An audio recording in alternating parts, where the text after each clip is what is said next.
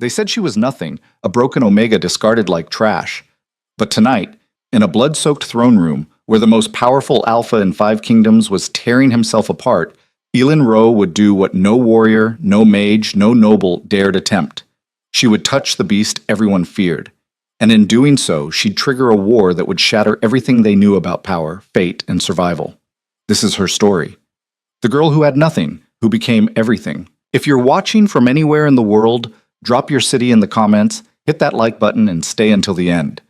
Because what happens next will blow your mind. The screaming started 3 hours before dawn.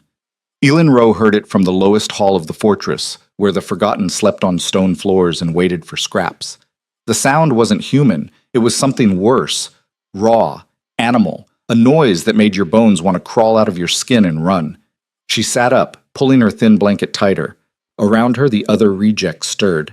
Some covered their ears. Others whispered prayers to gods who'd stopped listening years ago. "It's the king," someone muttered. "He's losing it again." Elin said nothing. She'd learned silence early.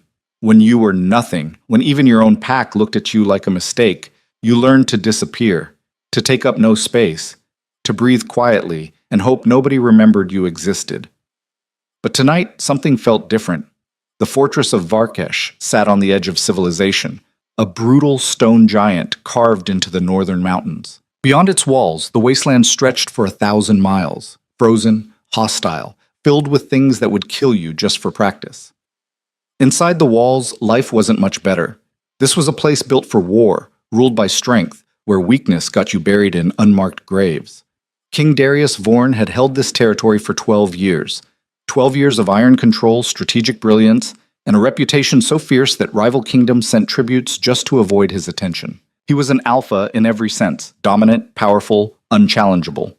Until 6 months ago, when the madness started. Elin pushed herself to her feet. Her body ached, always did. Working the lowest kitchens meant hauling water from wells, scrubbing pots until your hands bled, eating whatever the rats didn't get to first. She was 22 and felt 50. "Where are you going?" asked Mira, an older woman missing half her teeth. She'd been kind to Elin once, fed her when nobody else would. "Just looking," Elin said. "Don't." Mira grabbed her wrist. "They'll kill you for being in the wrong corridor, you know that." Elin did know. She'd seen it happen.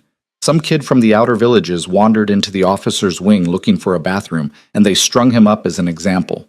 In Varkesh, you stayed in your lane, or you died. But the screaming kept going, and underneath it, Elin heard something else, something that made her chest ache in a way she didn't understand.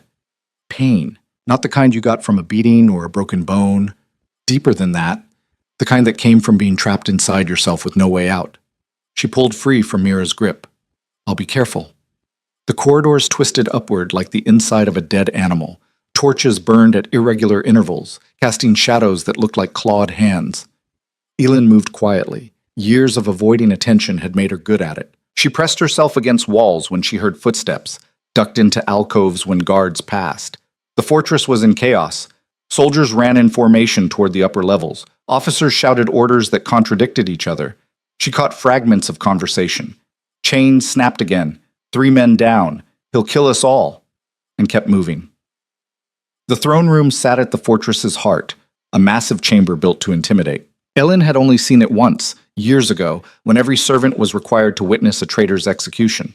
She remembered the high ceiling, the banners from conquered territories, the throne itself, carved from a single piece of black stone that seemed to swallow light. She remembered Darius Vorn sitting on that throne, watching a man die without blinking. Now, as she crept closer, she heard him. Not commanding, not controlled, roaring. The doors to the throne room were reinforced iron, built to withstand a siege. They were closed, but not locked, probably because nobody wanted to be the one to get close enough to turn the bolt. Elin pressed her ear against the cold metal. Inside, something massive slammed against stone. Wood splintered. A man's voice, cultured, educated, was trying to speak calmly. "Your Majesty, please, the chains are consecrated steel. If you'll just—" The response was a snarl that made Elin's teeth hurt. She shouldn't be here. This was insane. She was nobody, a rejected Omega from a pack so small it didn't even have a name. She'd been 6 when her own father looked at her and said, "Useless. Won't survive winter." They dumped her at a way station and left. She'd survived anyway, out of spite more than anything else. But survival wasn't the same as living. The door was heavy. She had to use both hands, putting her full weight into it. It moved 6 inches. Enough. The throne room looked like a war zone. The black throne had been shattered, huge chunks of stone scattered across the floor, banners hung in tatters, blood streaked the walls. And in the center of the destruction, surrounded by broken chains and terrified men, was Darius Vorn. He was bigger than she remembered. Alphas always were. Something about their biology made them massive, built for dominance. But Darius was extreme even among his kind. 7 feet tall, broad-shouldered, with the kind of presence that made gravity feel heavier around him. Right now, he looked like something out of a nightmare. His eyes had gone completely black. No iris, no white, just endless dark. His hands were clawed, tipped with something that wasn't quite nail and wasn't quite talon. Veins stood out on his neck and arms, pulsing with something that glowed faintly red beneath his skin. 4 chains were still attached to him, thick as a man's wrist, bolted to the floor with runes that flickered and died even as she watched. He strained against them, muscles bunching, and one of the chains cracked. Around him, a dozen men tried to maintain some kind of control. Soldiers in full armor kept their distance, spears ready but shaking. A mage in elaborate robes was chanting something, hands weaving patterns in the air, but whatever spell he was attempting kept falling apart before it took hold. And standing closest to the king, close enough to be in danger but too proud to back away, was a nobleman Elin recognized. Lord Castor Thane, the king's chief advisor. Tall, gray-haired, with the kind of face that looked carved from ice. "Your Majesty," Thane said, his voice steady despite the chaos. "You must fight this. The curse is trying to break you, but you are stronger." Darius lunged. The remaining chains snapped like thread. He moved faster than something that size should be able to move, crossing 15 feet in a heartbeat. His hand closed around Thane's throat, lifting the older man off his feet. Thane didn't scream, didn't beg, just stared into those black eyes with something like resignation. The soldiers rushed forward, spears leveled. The mage shouted a word that made the air crack, and Elin, stupid, broken, worthless Elin, found herself moving. She didn't think. Thinking would have stopped her. She just ran, slipping between soldiers who were too focused on the king to notice her. Her bare feet slapped against stone. Her heart hammered against her ribs. She'd never been fast, never been strong. But she was small, and she'd spent her whole life being invisible. Those skills mattered now. Darius had Thane pinned against a wall, his clawed hand slowly crushing the man's windpipe. The mage was screaming something about containment fields.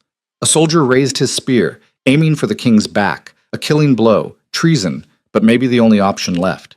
Elin reached them first. She didn't grab Darius's arm. She wasn't that stupid. She just placed her hand against his back, right between his shoulder blades, where his shirt had torn and skin showed through. The effect was instantaneous. Darius froze. The black drained from his eyes like ink and water replaced by their natural color, dark gray, sharp, aware. His hand opened, and Thane collapsed to the floor, gasping. The red glow under his skin faded, his claws retracted, and then he turned to look at her. For a moment, nobody moved. The entire throne room held its breath. Elin stared up at the king of Varkesh, this brutal legend who'd carved a kingdom out of hostile territory, and saw something she didn't expect. Confusion. "Who," Darius said slowly, his voice rough but human again, "are you?" She opened her mouth, closed it, didn't know what to say. What do you tell a king when you're nobody, when you shouldn't even be in the same room as him? She swallowed. "I'm Elin. I work in the kitchens." It was such a stupid thing to say. The king had just nearly murdered his closest advisor, had broken consecrated chains and terrified a room full of warriors, and she was introducing herself like they'd met at a market. But Darius just kept staring at her. His hand came up, slowly, carefully, and touched the spot where her palm had been pressed against his back, like he was checking to see if she'd burned him. "How did you do that?" he asked. "I don't know." It was the truth.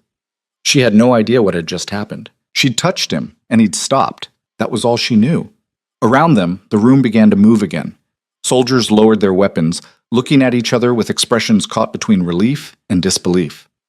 The mage stopped chanting and just stared, his mouth slightly open. Thane was being helped to his feet by 2 guards, one hand pressed to his bruised throat.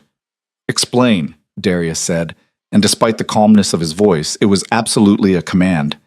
Elin took a step back. Her hand trembled. I heard you screaming, and I thought, I don't know what I thought. I'm sorry. I shouldn't be here. I'll go. No. His hand shot out and caught her wrist.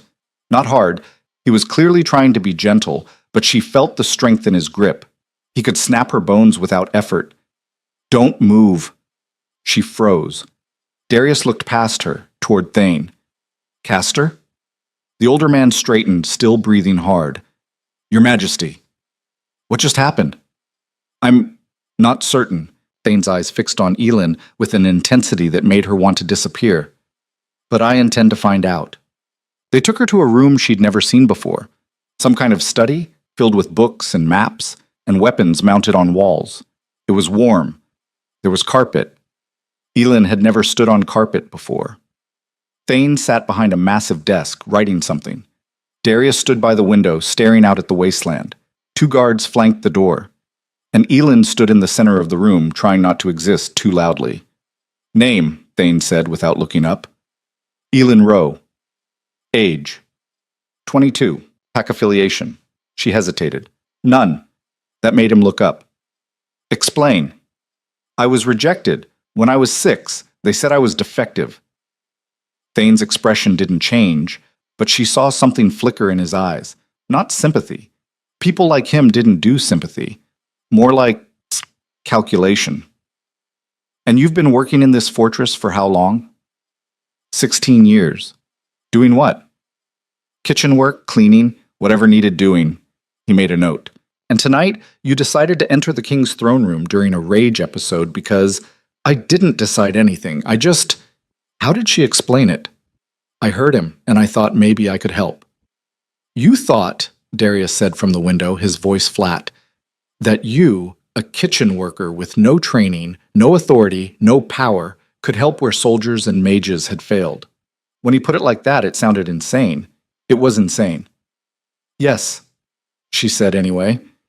Darius turned to face her. In the lamplight, she could see him more clearly. He was younger than she'd thought. Maybe 35, 40 at most. His face was hard, all sharp angles and old scars, but his eyes were intelligent. They studied her the way you'd study a puzzle. Do you understand what I almost did tonight? He asked. You almost killed Lord Thane. I almost killed everyone in that room. I've been fighting this curse for 6 months, and every time it gets worse, stronger. Tonight was the closest I've come to losing completely. If you hadn't... He stopped, shook his head. Why did you touch me? I don't know. That's not an answer. It's the only one I have.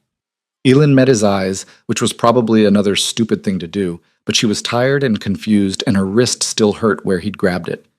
I just wanted to help. I'm sorry if that was wrong. For a long moment, nobody spoke.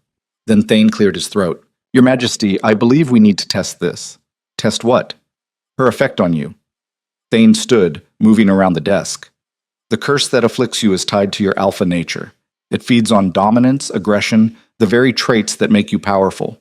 Every treatment we've attempted has failed because we've been trying to suppress those traits, which only makes the curse fight harder. But this girl... He looked at Elin like she was an interesting specimen. She didn't suppress anything. She just calmed you, instantly. You think she can cure me? Darius said. I think she might be the only option we have left. Elin's stomach dropped. Wait, I don't know how to cure anything. I don't even know what I did. Which is why we need to test it, Thane said, under controlled conditions, to see if the effect is repeatable, and if so, how it works. And if I say no? Elin asked. The room got very quiet. Thane's expression remained neutral. You are, of course, free to refuse. However, I should point out that the king's condition is deteriorating. The next episode could occur in days, hours even. And without a way to control it, he spread his hands. Many people will die. It was a trap wrapped in logic. Say no, and she'd be responsible for whatever happened next. Say yes, and she'd be volunteering for something she didn't understand. Darius was still watching her. I won't force you, he said quietly. But Castor's right. This curse will kill me eventually, and probably everyone around me first. If you can help, he paused. I'd be grateful. There was something in his voice, not a command, not manipulation, just honesty, raw and uncomfortable. Elin thought about the screaming she'd heard, the pain underneath it, the way he'd looked when the madness cleared, confused and horrified by what he'd nearly done. She thought about her own life, 16 years in the kitchens, invisible, forgotten, waiting to die of something mundane and unmourned. At least this would matter. Okay, she said. I'll help. Chat. The testing started the next morning. They brought her to a chamber deep in the fortress, windowless, stone-walled, with runes carved into every surface. Elin recognized some of them from the throne room. Binding magic. Containment. Darius was already there, standing in the center of a circle of symbols that glowed faintly blue. He looked tired. She wondered if he'd slept. Thane was there too, along with the mage from last night, a man named Aldrich who seemed perpetually nervous, and a woman Elin didn't recognize. Tall, severe, dressed in armor that looked ceremonial rather than practical. This is Commander Kara Vex, Thane said, head of the king's personal guard. She'll be observing. Kara studied Elin with undisguised skepticism. This is what stopped the king? Her. Apparently, Thane said dryly. They had Elin approach Darius in stages. First, just standing near him, then closer, then touching his hand. Each time, Aldrich cast some kind of detection spell, muttering numbers and adjustments. Fascinating, the mage said after the fourth test. There's no energy transfer, no magic at all, actually. It's more like, he frowned, resonance, like two frequencies canceling each other out. Explain that in words normal people understand, Kara said. Aldrich gestured helplessly. I can't. I've never seen anything like this. They tried different things. Having Elin touch Darius while he was agitated, they made him angry on purpose, which turned out to be disturbingly easy. Having her touch him through cloth, which didn't work. Having her touch him while the mage cast various spells, which mostly just gave everyone headaches. By midday, Elin was exhausted. They'd been at this for hours, and she hadn't eaten since yesterday. Her head hurt. Her feet hurt. She wanted to lie down somewhere dark and quiet. One more test, Thane said. She's done, Darius said sharply. Look at her. She's about to collapse. This is important. I said she's done. The king's voice dropped into a register that made the runes on the walls flicker.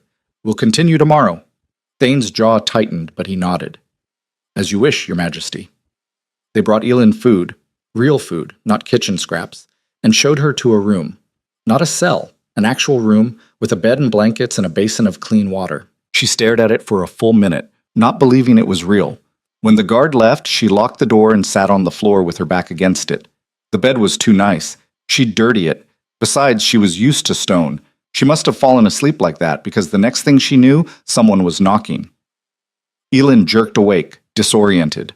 The room was dark except for moonlight through a narrow window. The knocking came again, gentle but persistent. She unlocked the door and found Darius standing there. Alone. No guards. He looked different out of formal clothing. Just a plain shirt and trousers, his hair loose instead of tied back.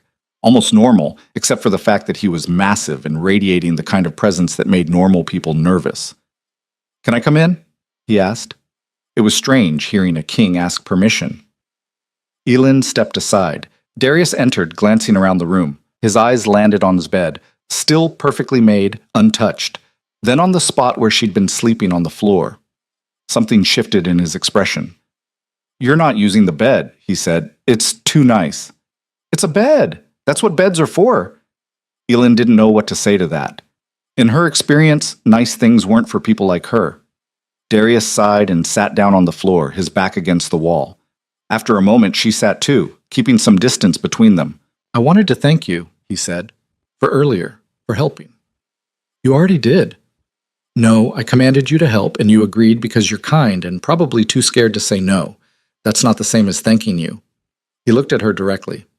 So, thank you, Elin Rowe.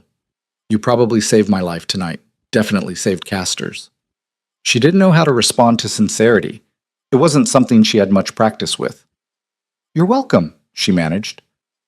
They sat in silence for a while. Outside, the fortress was settling into its night rhythms, guard changes, distant shouts, the ever-present wind screaming across the wasteland. Can I ask you something? Darius said. Okay. Why did you really come to the throne room? The truth. Elin considered lying, but she was too tired for lies. Because you sounded like how I feel. All the time. Like you were trapped and couldn't get out and nobody could help. She pulled her knees to her chest. And I thought maybe if I could help you, it would mean I'm not completely useless. Darius was quiet for a long moment. You're not useless. You don't know me. I know you did something tonight that no one else in this fortress could do. That counts for something. Does it? Elin laughed, bitter. Tomorrow they'll test me some more, poke at me like an interesting tool. And if I can't help you again, they'll send me back to the kitchens and forget I exist. That's how this works. Not if I have anything to say about it, Darius said quietly. She looked at him, surprised. I meant what I said earlier, he continued. I won't force you to do this. If you want to leave right now, I'll have you escorted safely to whatever city you choose. I'll give you money, letters of introduction, whatever you need to start over somewhere else. You don't owe me anything. It was a genuine offer. She could hear it in his voice. And for a moment, Elin actually considered it. She could leave, go somewhere warmer maybe, somewhere people didn't know she was defective. Start fresh. But then what? She'd still be alone, still be the Omega nobody wanted. And eventually she'd hear about how King Darius Vorn had died in a rage episode, along with half his court, and she'd know she could have stopped it. I'll stay, she said. For now. Darius nodded. Then I promise you this. While you're here, you're under my protection. Anyone who treats you poorly answers to me. Understood? You can't protect me from everyone. Watch me. There was something almost funny about it, this powerful king offering to protect her, when she was the one who apparently kept him from tearing himself apart. But she didn't laugh. She just nodded. He stood, unfolding to his full height. Get some sleep, real sleep in the bed. That's an order from your king. I thought you weren't going to force me to do things. I'm making an exception for basic self-care. He moved toward the door, then paused. Elin, for what it's worth, I don't think you're broken. I think you're something else entirely. He left before she could ask what he meant. Elin sat there for a long time, staring at the closed door. Then, slowly, she got up and climbed into the bed. The mattress was soft. The blankets smelled clean. She pulled them up to her chin, and for the first time in years, fell asleep without crying. The tests continued for 3 days. Then, on the 4th morning, everything changed. Elin was in the testing chamber with Darius, Thane, Aldrich, and Kara. They'd developed a routine. Start with basic contact, measure the effects, try variations. It was tedious but manageable. Almost boring. Then the alarm bells started ringing. Kara's hand went to her sword instantly. What is that? Attack alarm, Thane said, already moving toward the door. We're under siege. Darius went very still. Who? They got the answer minutes later, when a bloodied scout was dragged into the throne room. The kid, couldn't have been more than 17, was barely standing, his armor dented and torn. Army, he gasped. From the south. Thousands. They're carrying the Draven banner. The room went silent. Kael Draven, Darius said flatly. Of course. Elin didn't recognize the name, but everyone else clearly did. Kara swore quietly.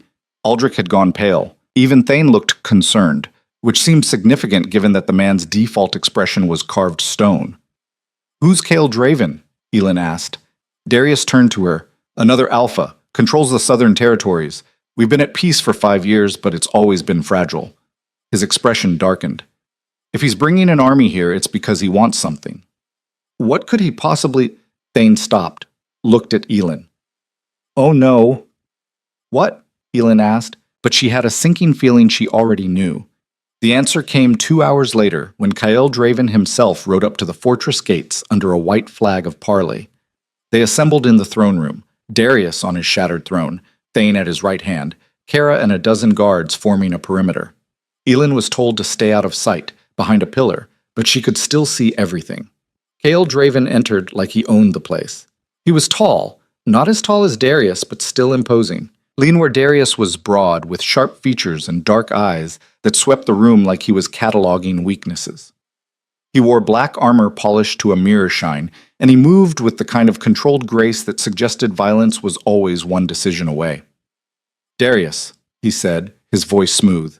It's been too long. Kael. Darius didn't stand. Didn't offer the traditional greeting. You've brought an army to my gates. I assume this isn't a social visit. Perceptive as ever. Kael smiled, but it didn't reach his eyes. I'll be direct. I'm here for the girl. Elin's blood went cold. What girl? Darius asked, his voice carefully neutral. Don't insult my intelligence. You found an Omega who can control Alpha Rage. My sources confirmed it 3 days ago. I want her. She's not for sale. I'm not offering to buy her. Kale's smile widened. I'm claiming her, as is my right. Thane stepped forward. You have no rights here. Actually, I do. Kale reached into his armor and pulled out a folded document. Elin Rowe, age 22, rejected by the Kessler Pack at age 6. According to Pack law, a rejected Omega can be claimed by any Alpha who can prove biological compatibility. He held up the document. I have documentation showing that Miss Rowe and I share a rare genetic marker, which means she's mine. Elin felt like the floor had dropped out from under her. She didn't remember anyone named Kessler. Didn't remember much from before the rejection, just cold and hunger and her father's disgusted face. But Kyle apparently remembered her. That law, Darius said slowly, applies to pack matters. This is kingdom territory. A distinction without a difference. Unless you're willing to go to war over one defective Omega? Kale's eyes found Elin's hiding spot. He looked directly at her. Hello, Elin. I've been looking for you for a very long time. She couldn't breathe. His gaze pinned her like an insect. She stays here, Darius said. His voice had dropped into that dangerous register. Under my protection. Your protection? Kyle laughed. I heard about your little curse problem, Darius. About how you're barely holding yourself together. You really think you're in a position to protect anyone? I think you should leave while you still can. Or what? You'll attack me under a flag of parley? Murder a fellow Alpha in front of witnesses? Kyle spread his hands. I don't think so. You're too honorable for that, which is why I'm giving you a choice. Hand over the girl or I'll take her. And if I have to take her, a lot of people will die first. The tension in the room was suffocating. Kara's hand was on her sword. The guards were ready to move. One word from Darius, and this would turn into a bloodbath. But Darius just stood there, staring at Kyle with an expression Elin couldn't read. 3 days, the king said finally. I'll give you my answer in 3 days. 2, Kyle countered. I'm not a patient man. He turned to leave, then paused. Oh, and Elin? Don't bother trying to run. I have people watching every exit. You leave this fortress, and I'll know. He smiled at her. See you soon. He left, his boots echoing on stone. The moment he was gone, the room exploded into argument. Kara wanted to mobilize the entire garrison. Aldrich was babbling about defensive wards. Thane was calculating supply lines and siege durations. And Elin just stood there, numb, trying to process what had just happened. She wasn't safe. She'd never been safe. And now, because she'd tried to help, she'd put everyone in danger. Darius crossed the room to her in 3 strides. Elin, look at me. She did. His eyes were gray and steady. I'm not giving you to him, he said. I don't care what laws he cites or what army he brought. You're under my protection, and that means something. He'll kill everyone, she whispered. He'll try. But we've held this fortress against worse. Not while you're cursed, not while... Her voice broke. This is my fault. No. Darius gripped her shoulders, gentle but firm. This is Kyle's fault. He's the one making demands and threatening war, not you. Never you. But Elin could see the truth in everyone's faces. The calculations they were making. One girl versus the whole fortress. It wasn't really a choice. That night, alone in her room, Elin made a decision. She couldn't let people die because of her. She wouldn't. But she also wouldn't let Kale Draven take her like some kind of prize. There was a third option. A dangerous one. Possibly a fatal one. But it was hers. And for the first time in her life, Elin Rowe was going to choose her own path, no matter where it led. The ancient texts were kept in a vault 3 levels below the fortress, behind a door that required 2 keys and a blood seal. Elin had never seen it. Most people hadn't. But she knew someone who had access. She found Aldrich in his workshop at midnight, surrounded by books and half-finished spells that sparked and fizzled in the dark. The mage looked up when she entered, startled. Miss Rowe, you shouldn't be here. I need information, Elin said, about alpha claims, and the laws around them. Aldrich's expression shifted from surprise to understanding. You're looking for a way out. I'm looking for options. He hesitated, then gestured to a chair.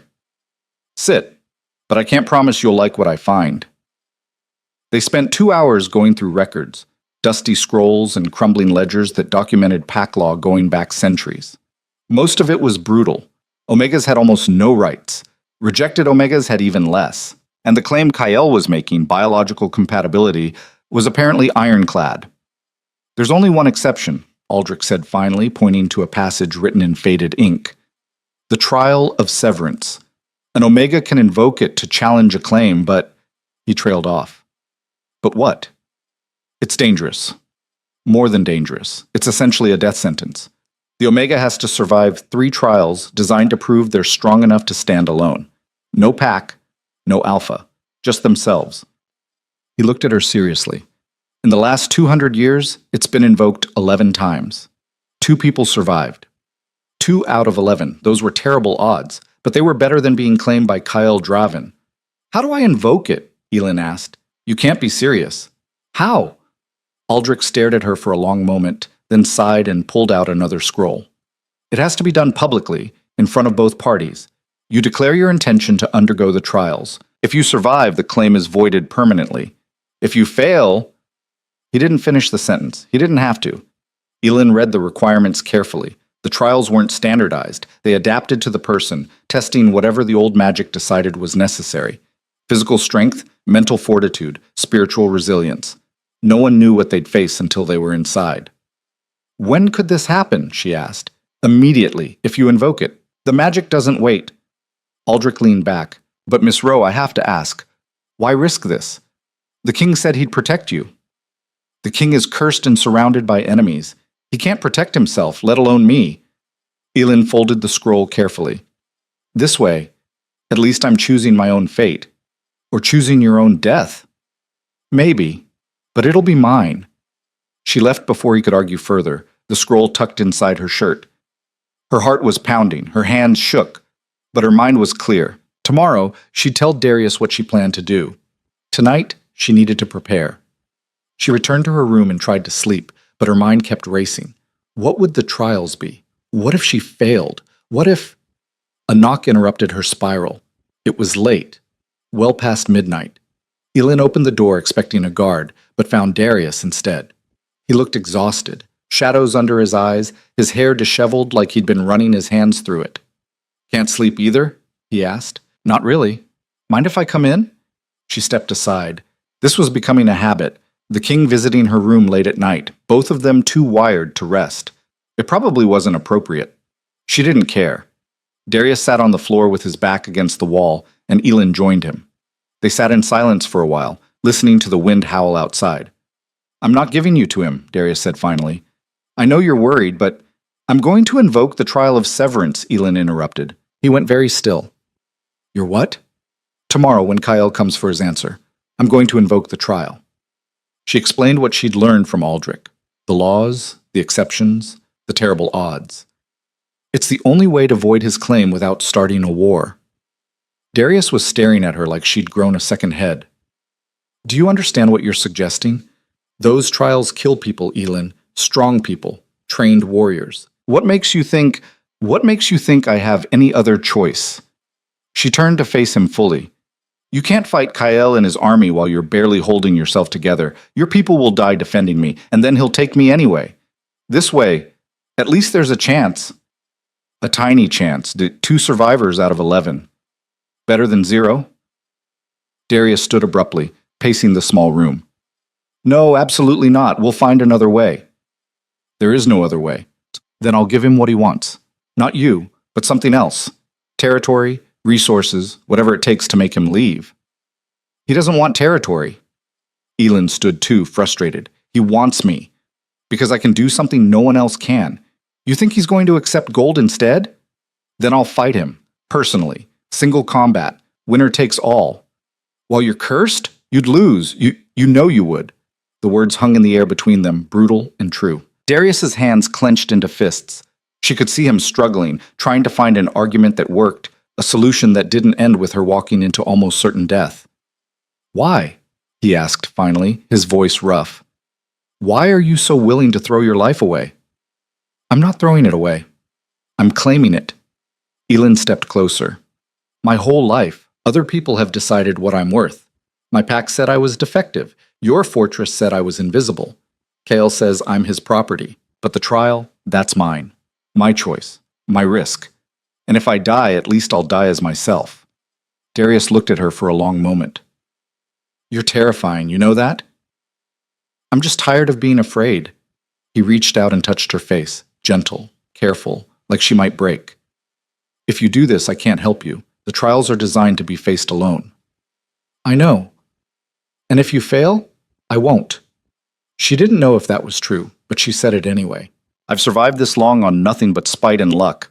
I'll survive this too. Spite and luck aren't enough for the trials. Then I'll find something else. She caught his hand, holding it against her cheek. But I'm doing this. With or without your blessing. Darius closed his eyes. You're asking me to watch you die. I'm asking you to trust me. When he opened his eyes again, they were pained but resigned. I hate this. I know. But I understand it. He pulled his hand back slowly. And I'll respect your choice, even though every instinct I have is screaming to lock you in this room until Kael gives up and goes home. He won't give up. I know. Darius moved toward the door, then stopped. Elin, when this is over, when you survive, we're going to have a long conversation about your complete lack of self-preservation. Looking forward to it. He left. Elin stood there for a while, her heart hammering, before finally climbing into bed. She didn't sleep, just stared at the ceiling and counted her breaths until dawn. The morning came too fast. Servants arrived with formal clothing, a simple dress in deep blue, much nicer than anything she'd ever worn.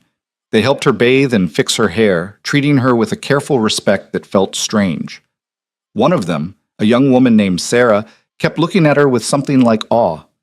Is it true, Sarah whispered, that you stopped the king's rage just by touching him? Elin nodded. That's incredible. You're incredible. I'm really not. But Sarah just smiled like she knew better. They assembled in the main courtyard at midday. Kael had brought his entire army to the gates, thousands of soldiers in perfect formation, a show of force designed to intimidate. It was working. The fortress defenders looked nervous, outnumbered at least 3-1. Kael himself stood at the front, still wearing his polished black armor. He smiled when he saw Elin, like they were old friends meeting for tea. Darius stood on the fortress steps, Thane and Kara flanking him. He looked every inch the king, formal armor, crown, the kind of presence that made people stand straighter. But Elin could see the tension in his shoulders, the way his jaw was clenched. Darius, Kael called out, have you made your decision? I have. Darius's voice carried across the courtyard. But the choice isn't mine to make. He stepped aside and Elin walked forward. The crowd murmured. Kael's smile widened. Elin, how lovely to see you again, though I don't recall us ever meeting before. We haven't, Elin said. Her voice sounded steadier than she felt.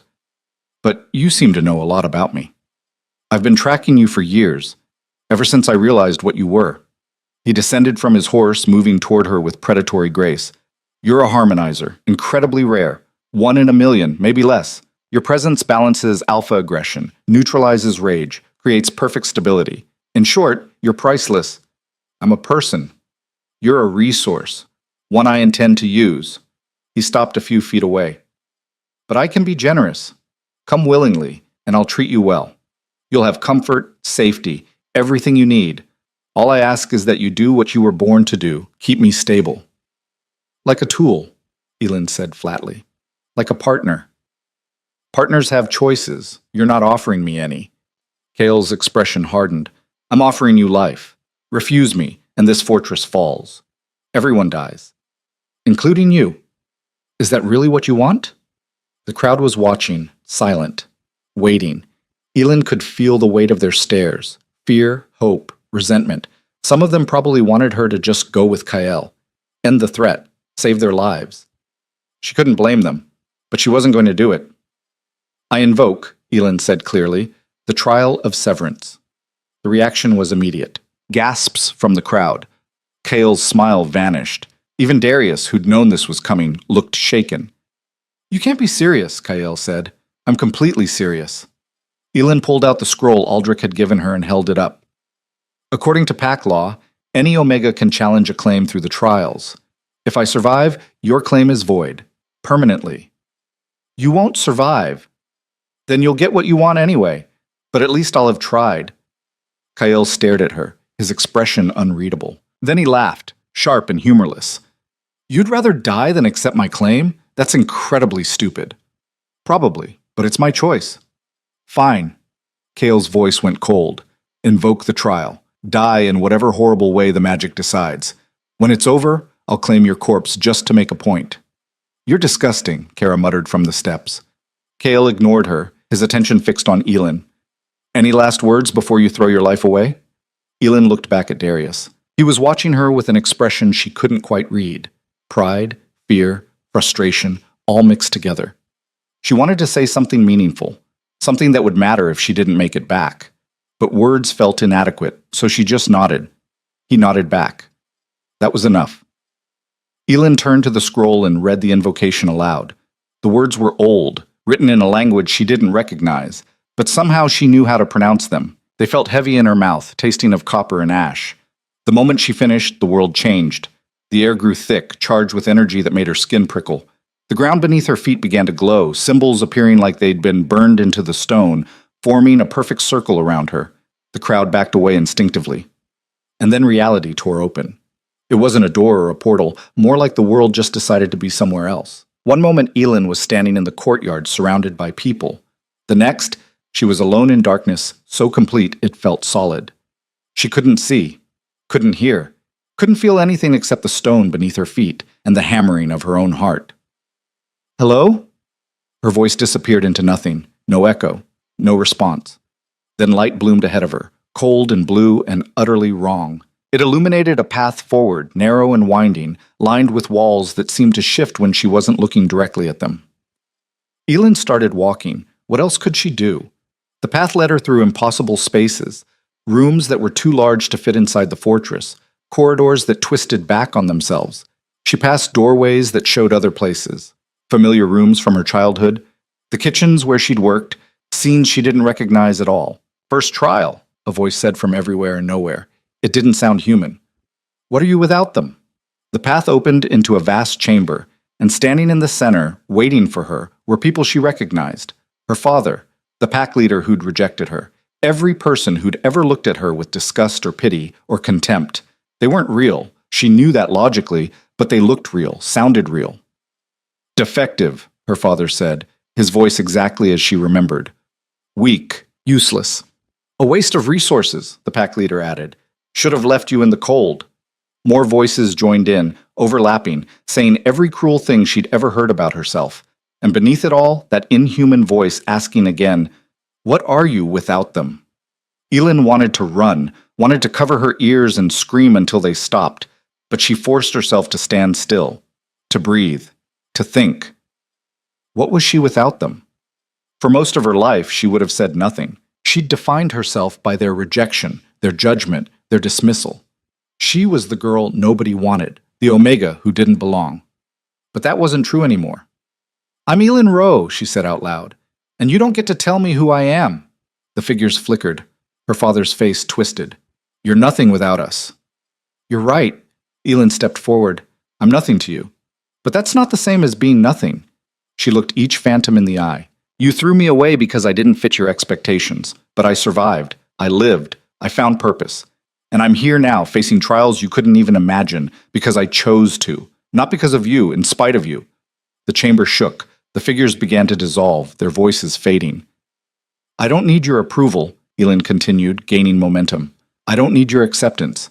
I don't need anything from you except to be left in my past where you belong. The last figure, her father, reached out like he wanted to grab her, but his hand passed through empty air, insubstantial, and then he was gone too. The chamber dissolved. The path continued. Elin's legs shook, but she kept walking. One trial down. How many more to go? She didn't have to wait long for the answer. The second trial announced itself with pain. It started in her chest, a burning sensation that spread through her entire body. Elin gasped and fell to her knees. The stone beneath her was suddenly hot, almost scalding, but she couldn't move away from it. Second trial, that inhuman voice said. What will you endure? The burning intensified. It felt like her blood was boiling, her bones turning to ash from the inside out. She'd never felt pain like this, sharp and absolute and everywhere at once. Through the agony, images began to form around her. Memories, she realized. Moments from her life when she'd suffered.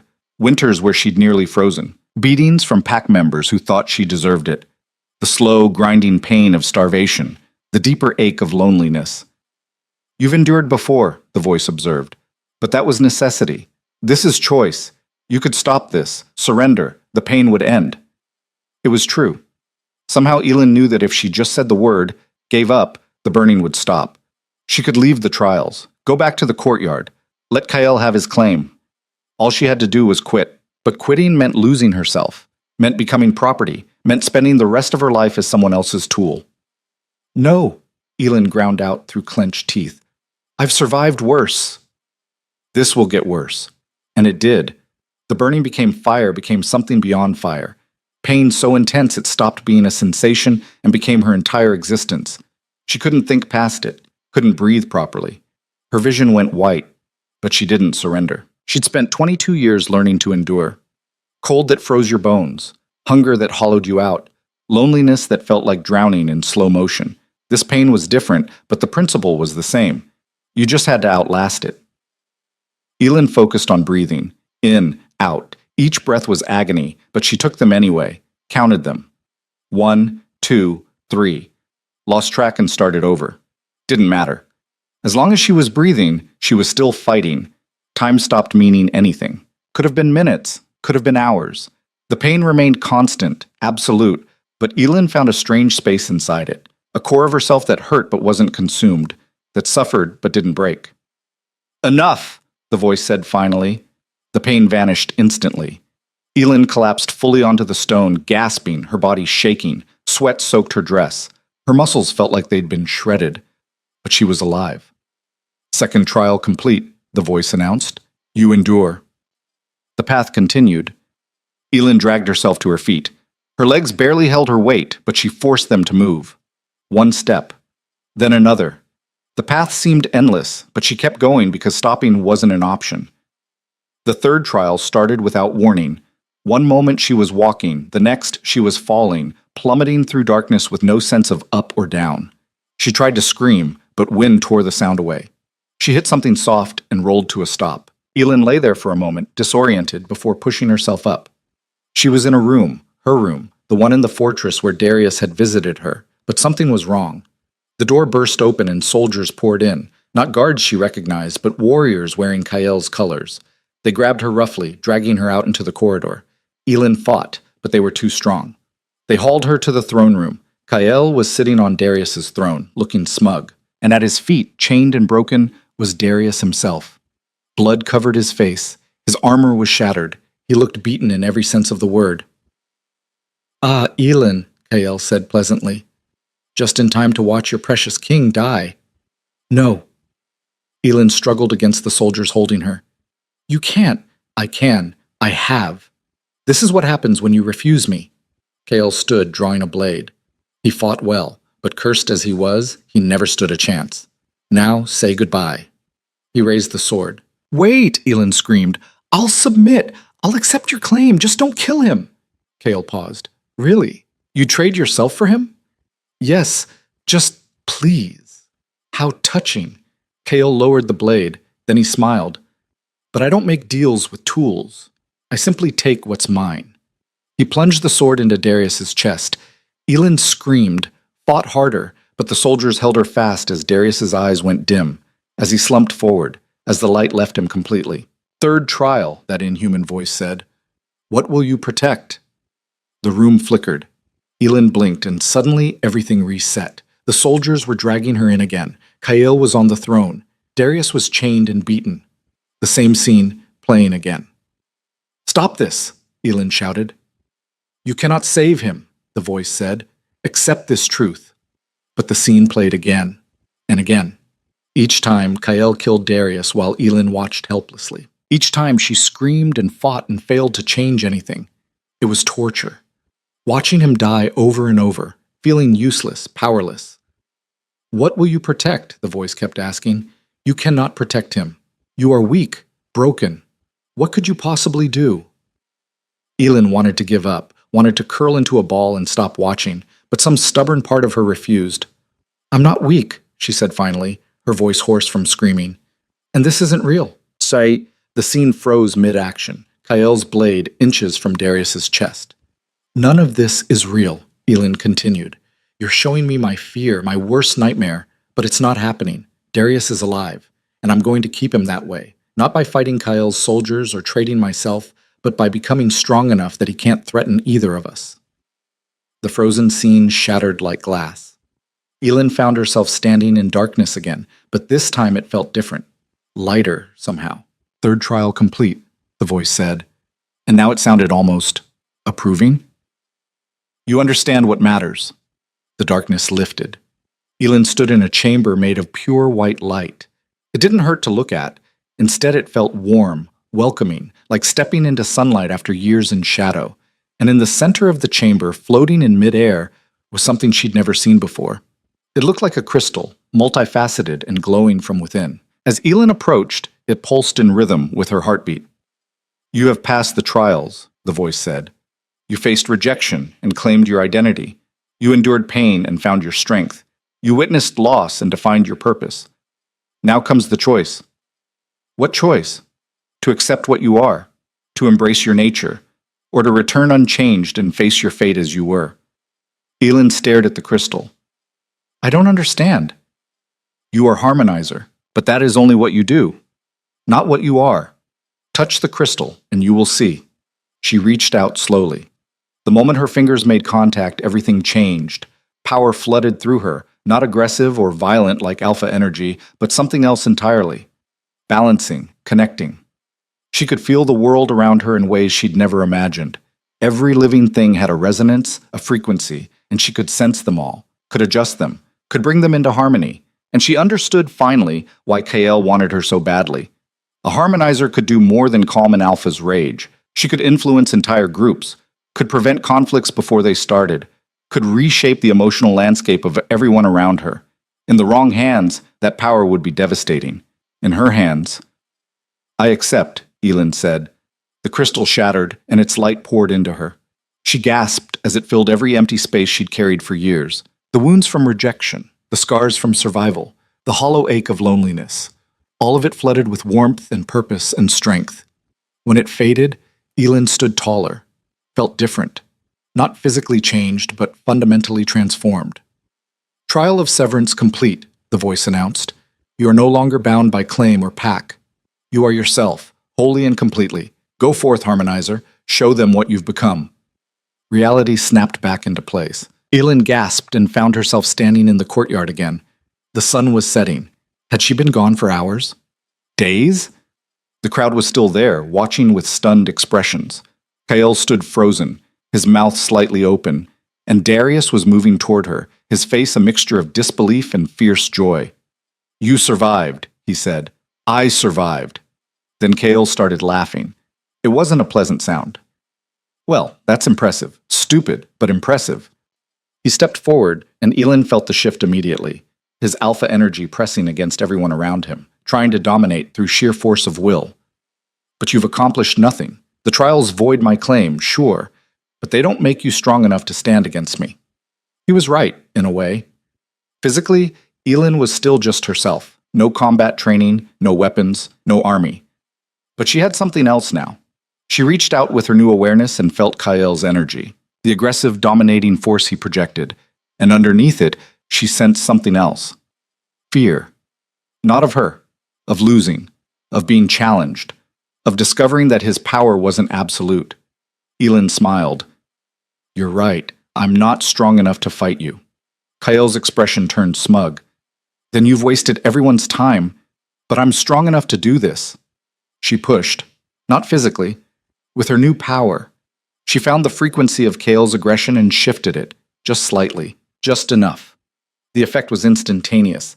Kael gasped and stumbled backward. His soldiers moved to support him, but he waved them off.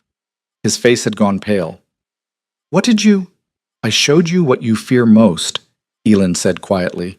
"That all your power, all your dominance, all your control, it's just noise. And I can silence it whenever I want." Kael stared at her with something approaching horror.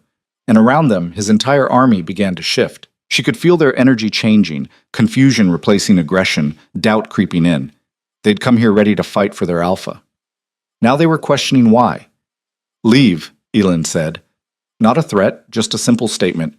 Take your army and leave.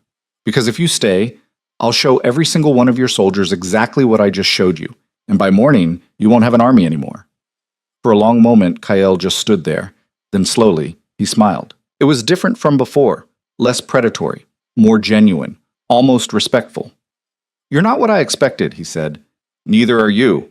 He turned to his commanders. Pack up, we're leaving. My lord, one of them started. Now. Kael's voice was sharp. Then he looked back at Elin. This isn't over. Sooner or later, we'll meet again. Maybe. But next time, come as an ally, not a conqueror. Kael laughed softly. We'll see. He mounted his horse and without another word, rode toward his army. Within an hour, they were gone. The courtyard erupted in chaos, cheering, shouting, celebration. Elin stood in the center of it all, exhausted and shaking, but somehow still standing. Darius appeared at her side. That was terrifying, stupid, reckless. I was going to say extraordinary. He smiled, and it transformed his entire face. But those worked too. Elin laughed, and then her legs gave out. Darius caught her before she hit the ground, lifting her easily. Let's get you inside, he said. I can walk. You just faced 3 trials designed to kill you and banished an army through sheer force of will. You've earned a ride. She was too tired to argue. As Darius carried her toward the fortress, Elin caught sight of the crowd. Some were celebrating, some were staring at her with awe, and some, like Thane, were watching with calculating expressions. She'd solved one problem, but she suspected she'd just created a dozen new ones. Still, that was tomorrow's crisis. Tonight, she'd rest, and maybe, finally, believe that she was strong enough to face whatever came next. Elin woke to shouting, not the kind of shouting that came from celebration or daily fortress business. This was urgent, panicked, the sound of people who'd just discovered something very wrong. She pushed herself upright, her body protesting. Every muscle ached from the trials. She felt like she'd have been beaten with hammers, then left out in the cold to freeze. But the new awareness was still there, humming beneath her skin, letting her sense the emotions radiating from the fortress. Fear, confusion, and underneath it all, rage. Darius's rage. Elin scrambled out of bed and threw on the first clothing she could find, the simple dress from yesterday, now wrinkled and stained. Her hands shook as she tied the laces. The awareness told her something was happening 2 floors down, in the war room, and it wasn't good. She ran. The corridors were full of people moving with purpose, soldiers heading for posts, servants carrying supplies, nobles clustered in worried groups. Elin pushed through them, following the pull of Darius's energy. It felt wrong, unstable, like a wildfire barely contained. The war room doors were closed but not locked. She shoved them open. Inside, chaos. Thane stood at the massive table covered in maps, his face carved from ice as always. Kara was there too, armor half buckled like she'd dressed in a hurry. Aldrich hovered near the windows, wringing his hands, and Darius was pacing like a caged animal, his eyes flickering between gray and black. The curse was active, fighting him. She could feel it pushing against his control, trying to tear through. Can't be certain, Thane was saying. The reports are inconsistent. I don't care about inconsistent, Darius snarled. Someone poisoned the water supply. That's an act of war. Or sabotage, Kara interjected. Could be internal. We have enemies inside these walls. What happened? Elin asked. Everyone turned to look at her. Thane's expression soured immediately. This is a private meeting. Then lock your door. Elin moved closer to Darius, feeling the curse writhe inside him. What's going on? Darius stopped pacing long enough to meet her eyes. She saw him fighting for control, his jaw clenched so tight she thought his teeth might crack. Someone contaminated the main well. 3 people are dead, 15 more sick. Aldrich says it's a compound designed specifically to target alpha physiology. Meaning it hits me hardest, Darius continued. His voice was strained. I've been fighting the effects for 2 hours. The curse is using the poison as fuel. I'm barely... He cut himself off, breathing hard. Elin reached out instinctively, placing her hand on his arm. The effect was immediate. His energy stabilized, the black receding from his eyes. He sagged slightly, like a string had been cut. "Thank you," he managed. "This is exactly the problem," Thane said sharply. "Your Majesty, you're becoming dependent on her. What happens when she's not available? When she's sleeping, or occupied, or— Then I'll manage," Darius snapped. "Like I've been managing for 6 months. Barely. And this poison proves that someone knows about your vulnerability. They're targeting it." Thane's gaze shifted to Elin, cold and calculating. Convenient timing, isn't it? She arrives, displays this miraculous ability, and suddenly we're under attack from within. Elin felt her stomach drop. "You think I did this? I think you're a variable we don't understand, a stranger with unusual power who appeared at a suspiciously opportune moment. I've been working in this fortress for 16 years, in the kitchens, where you had access to food and water." Thane stepped closer. "Where you could have been planning this for years." "That's insane," Kara said. "She stopped the king's rage. Why would she do that if she wanted him dead?" "To gain trust, to get close, there are plenty of reasons." Darius moved between them, his voice dropping into that dangerous register. "Castor, stop. Your Majesty, I'm merely suggesting I know what you're suggesting, and you're wrong." Darius didn't raise his voice, but the room got colder anyway. "Elin had nothing to do with this. Find the real culprit." Thane's expression didn't change. "As you wish. But I'll be posting guards on her quarters. For her protection, of course."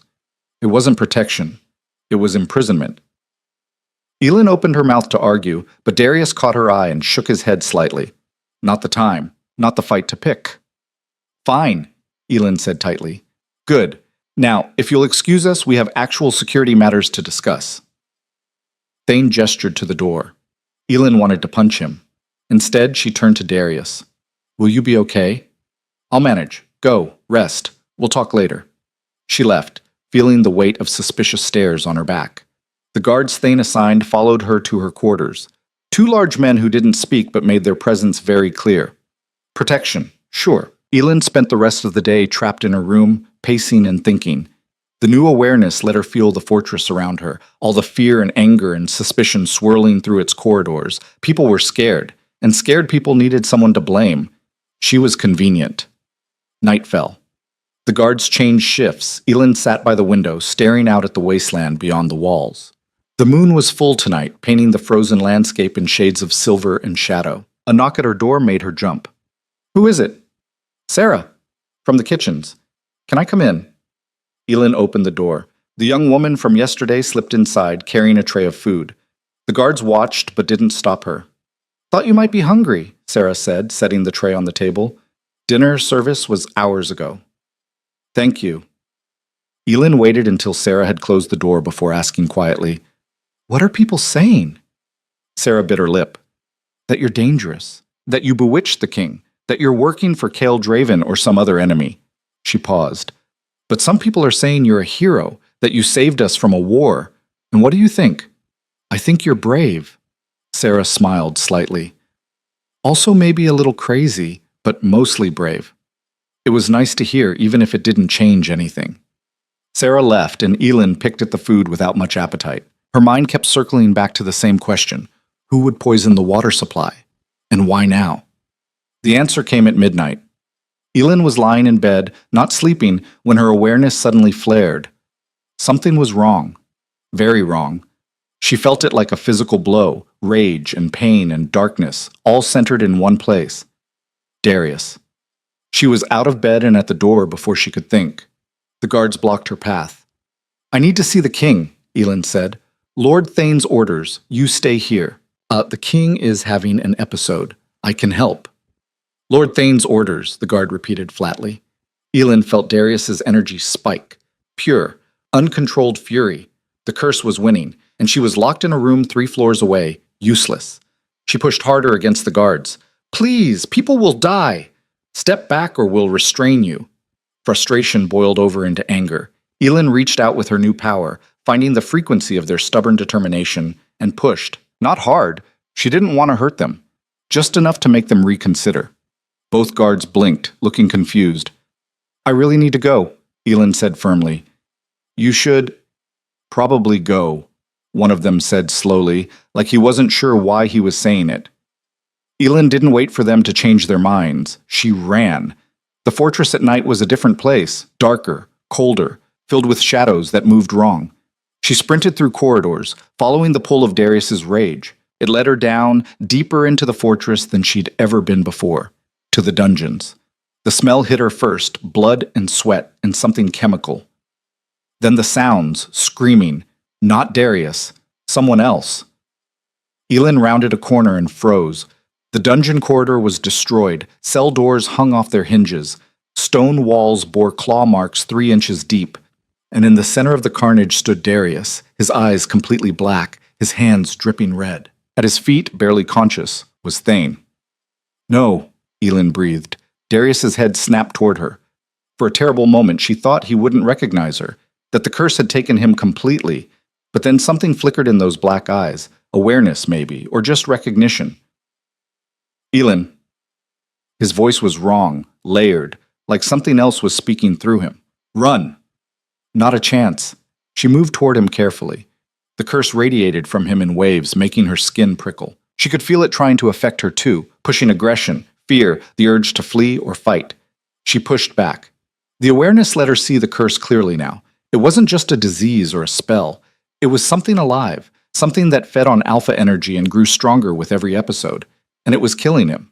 Maybe not today or tomorrow, but soon, unless she stopped it. Darius, Elin said quietly, still approaching. Look at me. I can't. I'll hurt you. You won't. She was close enough to touch him now. Blood covered his hands, his arms, his face. Some of it was Thane's, some of it was his own. Because I'm not afraid of you. You should be. Probably, but I'm not. She reached out and placed both hands on his chest, right over his heart. The curse recoiled. Elin felt it thrashing inside him, fighting against her touch. But she held on, pushing her awareness deeper, finding the frequency of his rage, his pain, his fear. And underneath it all, she found him. The real Darius, trapped and screaming. I've got you, she whispered. Hold on. She pulled. Not physically. With her power. She grabbed onto his true self and pulled while pushing against the curse. It was like trying to separate oil from water with bare hands. They didn't want to split, kept sliding back together. But Elin was stubborn, and she'd survived the trials. She'd faced her own demons and come out stronger. This was just one more trial. She pulled harder, pouring everything she had into it. The curse fought back, trying to consume her too. She felt its hunger, its endless need to destroy and dominate. It wanted her power, wanted to twist it into something dark. Not happening, Elin ground out. The curse shrieked, actually shrieked, a sound that existed only in her awareness but felt like claws on her soul. Then something gave. A connection snapped. The darkness tore free from Darius and lashed out at her. Elin screamed. Pain exploded through her entire body. The curse wrapped around her awareness like a living thing, squeezing, trying to break her the way it had broken Darius. She could feel it probing for weaknesses, looking for trauma to exploit. And it found plenty, every rejection, every moment of loneliness, every time she'd felt worthless and broken and unwanted. The curse dug into all of it, dragging those feelings to the surface, trying to drown her in them. But Elin had faced this already, in the trials. And she'd survived by accepting those wounds without letting them define her. You don't own me, she said through gritted teeth. And you don't own him either. She pushed one final time, using everything she'd learned. Not fighting the curse with force, but with harmony. She found its frequency and shifted it, changed it, made it something that couldn't survive in this reality. The curse shattered. Elin felt it break apart into 1,000 pieces, each one dissolving into nothing. The pain vanished, the pressure lifted, and she was left standing there, shaking and exhausted, with Darius collapsed against her. His eyes were gray again, human, confused. What happened? He asked. I think I just cured you. He stared at her. You what? Before Elin could answer, Thane groaned. She'd forgotten about him. The older man was pushing himself upright, blood running from a cut on his forehead, his expression dazed. Lord Thane, Darius said, immediately moving to help him. I'm sorry, I didn't mean to. It wasn't you, Thane said hoarsely. The poison. Someone added something to my evening wine. I came down here to check on a prisoner, and then... He looked at his hands, also bloody. I don't remember. Just pain. And rage, and... He stopped, realization dawning. The poison wasn't meant to kill, Aldrich said from the corridor entrance. The mage had arrived with several guards, all of them staring at the destroyed dungeon. It was meant to trigger the curse, to make you lose control in a public way. Assassination, Kara said, appearing behind Aldrich. Or character destruction. Make the king look like a monster so people would support removing him. But why poison Thane too? Darius asked. Maybe they didn't. Maybe... Aldrich stopped, his eyes widening. Oh no. What? Elin asked. The compound I detected in the water, it's not a poison. It's a catalyst. It doesn't create the curse. It activates existing curse markers. He looked at Thane. My lord, have you been experiencing any unusual symptoms lately? Aggression? Difficulty controlling your temper? Thane's face went gray. For the past 3 months, I thought it was just stress. You're cursed too, Elin said quietly. Someone cursed both of you. The room went silent. Darius's voice was dangerously calm. Who has access to both the water supply and our food? Dozens of people, Kara said. Servants, cooks, guards, all of whom have been working here for years, Thane interrupted. This isn't a new infiltration. It's someone we trust. Then we interview everyone, Darius said. Starting now. No one sleeps until we find... A scream echoed through the fortress. Then another. And another. Kara was already running toward the stairs. That's coming from the main hall. They followed her up, Darius supporting Thane, while Elin and Aldrich brought up the rear. The screaming got louder as they climbed, more voices joining in. Not pain screams. Terror. They burst into the main hall and stopped. People were everywhere, servants, guards, nobles, all of them exhibiting signs of rage. Fighting each other, destroying furniture, eyes flickering black. The catalyst, Aldrich whispered. It's in the dinner service. Everyone who ate tonight is being affected. There had to be 100 people in the hall. Maybe more. All of them cursed. All of them losing control. We need to contain them, Kara shouted over the chaos, before they kill each other. But her guards were cursed too. Half of them were already fighting amongst themselves. Darius turned to Elin. Can you do what you just did? For all of them? Elin looked at the chaos, felt the sheer volume of rage and pain radiating from 100 cursed people. It was overwhelming, a tidal wave of darkness. I don't know, she admitted. Try, please. She wanted to say no, wanted to tell him this was impossible. She'd barely managed to cure one person, and it had nearly destroyed her, but people were dying right in front of her. Elin stepped forward into the hall. Immediately, 3 cursed servants rushed her. Darius intercepted them, knocking them back with more force than necessary. Kara formed a defensive perimeter around her. Do what you need to do, the commander said. We'll keep them off you. Elin closed her eyes and reached out with her awareness.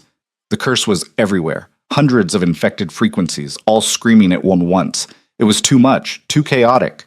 She couldn't grab them all individually, but maybe she didn't have to. In the trials, she'd learned to find her own frequency, her own core. What if she could project that? Create a harmony so strong it overpowered the curse's discord? It was worth trying. Elin planted her feet and pushed, not at any individual person, but at the space itself. She found her frequency, the calm, balanced center that had survived rejection and pain and trials, and amplified it, made it louder, stronger. The effect rippled outward like a stone thrown in still water. The nearest cursed people stopped mid-attack, blinking in confusion. The black drained from their eyes. They looked around at the destruction they'd caused. Horror dawning. Elin pushed harder. The ripple spread farther. More people stopped fighting. The screaming died down, but it was taking everything she had. Her legs shook. Her vision blurred. The curse fought back, trying to drown her signal in its noise. She was failing. There were too many. The curse was too strong. Then someone touched her hand. Elin's eyes flew open. Sarah stood beside her, pale but determined. What can I do? You can't. You'll get hurt. Tell me what to do. There wasn't time to argue. Hold on to me, and think about the calmest moment of your life. Sarah gripped her hand tightly. A second later, Elin felt it. Another frequency joining hers. Not as strong, but pure. Untainted by curse or trauma. It helped. The ripple grew stronger. More people joined them, Mira from the kitchens, young guards who'd managed to resist the curse. Even Aldrich, though his magical frequency was chaotic and hard to work with. They formed a chain, each one adding their own calm to Elin's broadcast. The curse shattered all at once. It didn't dissolve gradually. It just broke. Like a glass pushed past its limit. Elin felt it happen. Every cursed person in the hall suddenly freed, their true selves snapping back into place. The silence was deafening. Then people started collapsing. The physical toll of fighting the curse caught up all at once. Servants crumpled where they stood. Guards went to their knees. Even Thanes sagged against a wall. Elin tried to stay upright. Failed. Her legs gave out. Darius caught her before she hit the floor. "I've got you." "Is everyone okay?" "You just saved 100 people. Yes, everyone's okay." He looked at her with something like awe.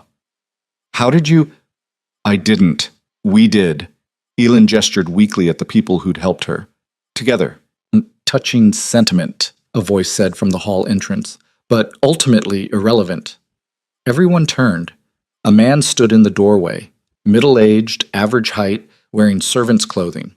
Elin recognized him vaguely, someone who worked in the storage areas, maybe. She'd seen him around but never spoken to him. He smiled pleasantly. "Hello, Your Majesty. I believe we need to talk." "Who are you?" Darius demanded. "My name is Marcus Venn, and for the past 7 years, I've been systematically destroying your kingdom from the inside." He pulled a small vial from his pocket. "This is the original curse, the one I placed on you 6 months ago, and I have enough of it to curse every person in this fortress 10 times over." Kara drew her sword. "Guards." Ah, Marcus held up the vial. "It's airborne when exposed to heat. One wrong move and I drop this on a torch. Everyone dies cursed." His smile widened. "Or rather, Miss Rowe kills you all while trying to cure you. I've seen how much it takes out of her." Elin felt cold. He'd been watching, planning. "What do you want?" Darius asked. "What I've always wanted. Your throne, your territory, your power." Marcus shrugged. "I'm from the old bloodline, the family you overthrew when you took Varkesh. For 7 years I've waited, planned, positioned myself perfectly. The curse was just the beginning." "You'll never hold this fortress," Thane said. "The people won't accept you." "They will when their beloved king is dead, and I'm the only one offering stability." Marcus looked at Elin. "Of course, that means you're a problem. Can't have someone running around curing curses." He pulled out a second vial. This one was darker, swirling with something that looked alive. "This is concentrated curse essence. Enough to overwhelm even your impressive abilities, Miss Rowe. I was saving it for a special occasion." He unstoppered it. "Say goodbye." He threw it directly at Elin. Darius moved faster than should have been possible, diving to intercept. The vial shattered against his chest. Dark liquid splashed across his skin. The effect was instantaneous and horrifying. Darius screamed, his body convulsed. The curse poured into him like acid, burning through his defenses. His eyes went black, not flickering, but solid, completely consumed. And then he changed. His body grew larger, muscles bulging grotesquely. His fingers elongated into true claws, his teeth sharpened. The curse wasn't just controlling him anymore, it was transforming him, making him into something that wasn't entirely human. "Beautiful," Marcus breathed. "The perfect weapon. Shame he won't remember any of—" Darius's hand shot out and closed around Marcus's throat, lifted him off his feet. The man's eyes went wide with terror. "Wait, I can control— I'm your—" Darius crushed his windpipe with casual ease, dropped the body, turned to face the hall, and smiled. It wasn't Darius's smile. It was something else wearing his face. "Finally," the thing that had been Darius said, its voice layered with darkness. "Free!" Kara raised her sword. "Everyone back! Now!" But the cursed Darius was already moving.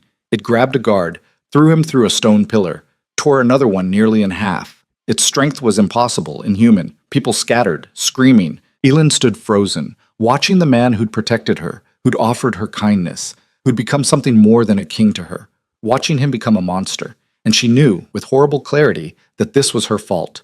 If she hadn't come here, hadn't helped him, hadn't gotten involved— "Elin!" Aldrich grabbed her arm. "We have to go."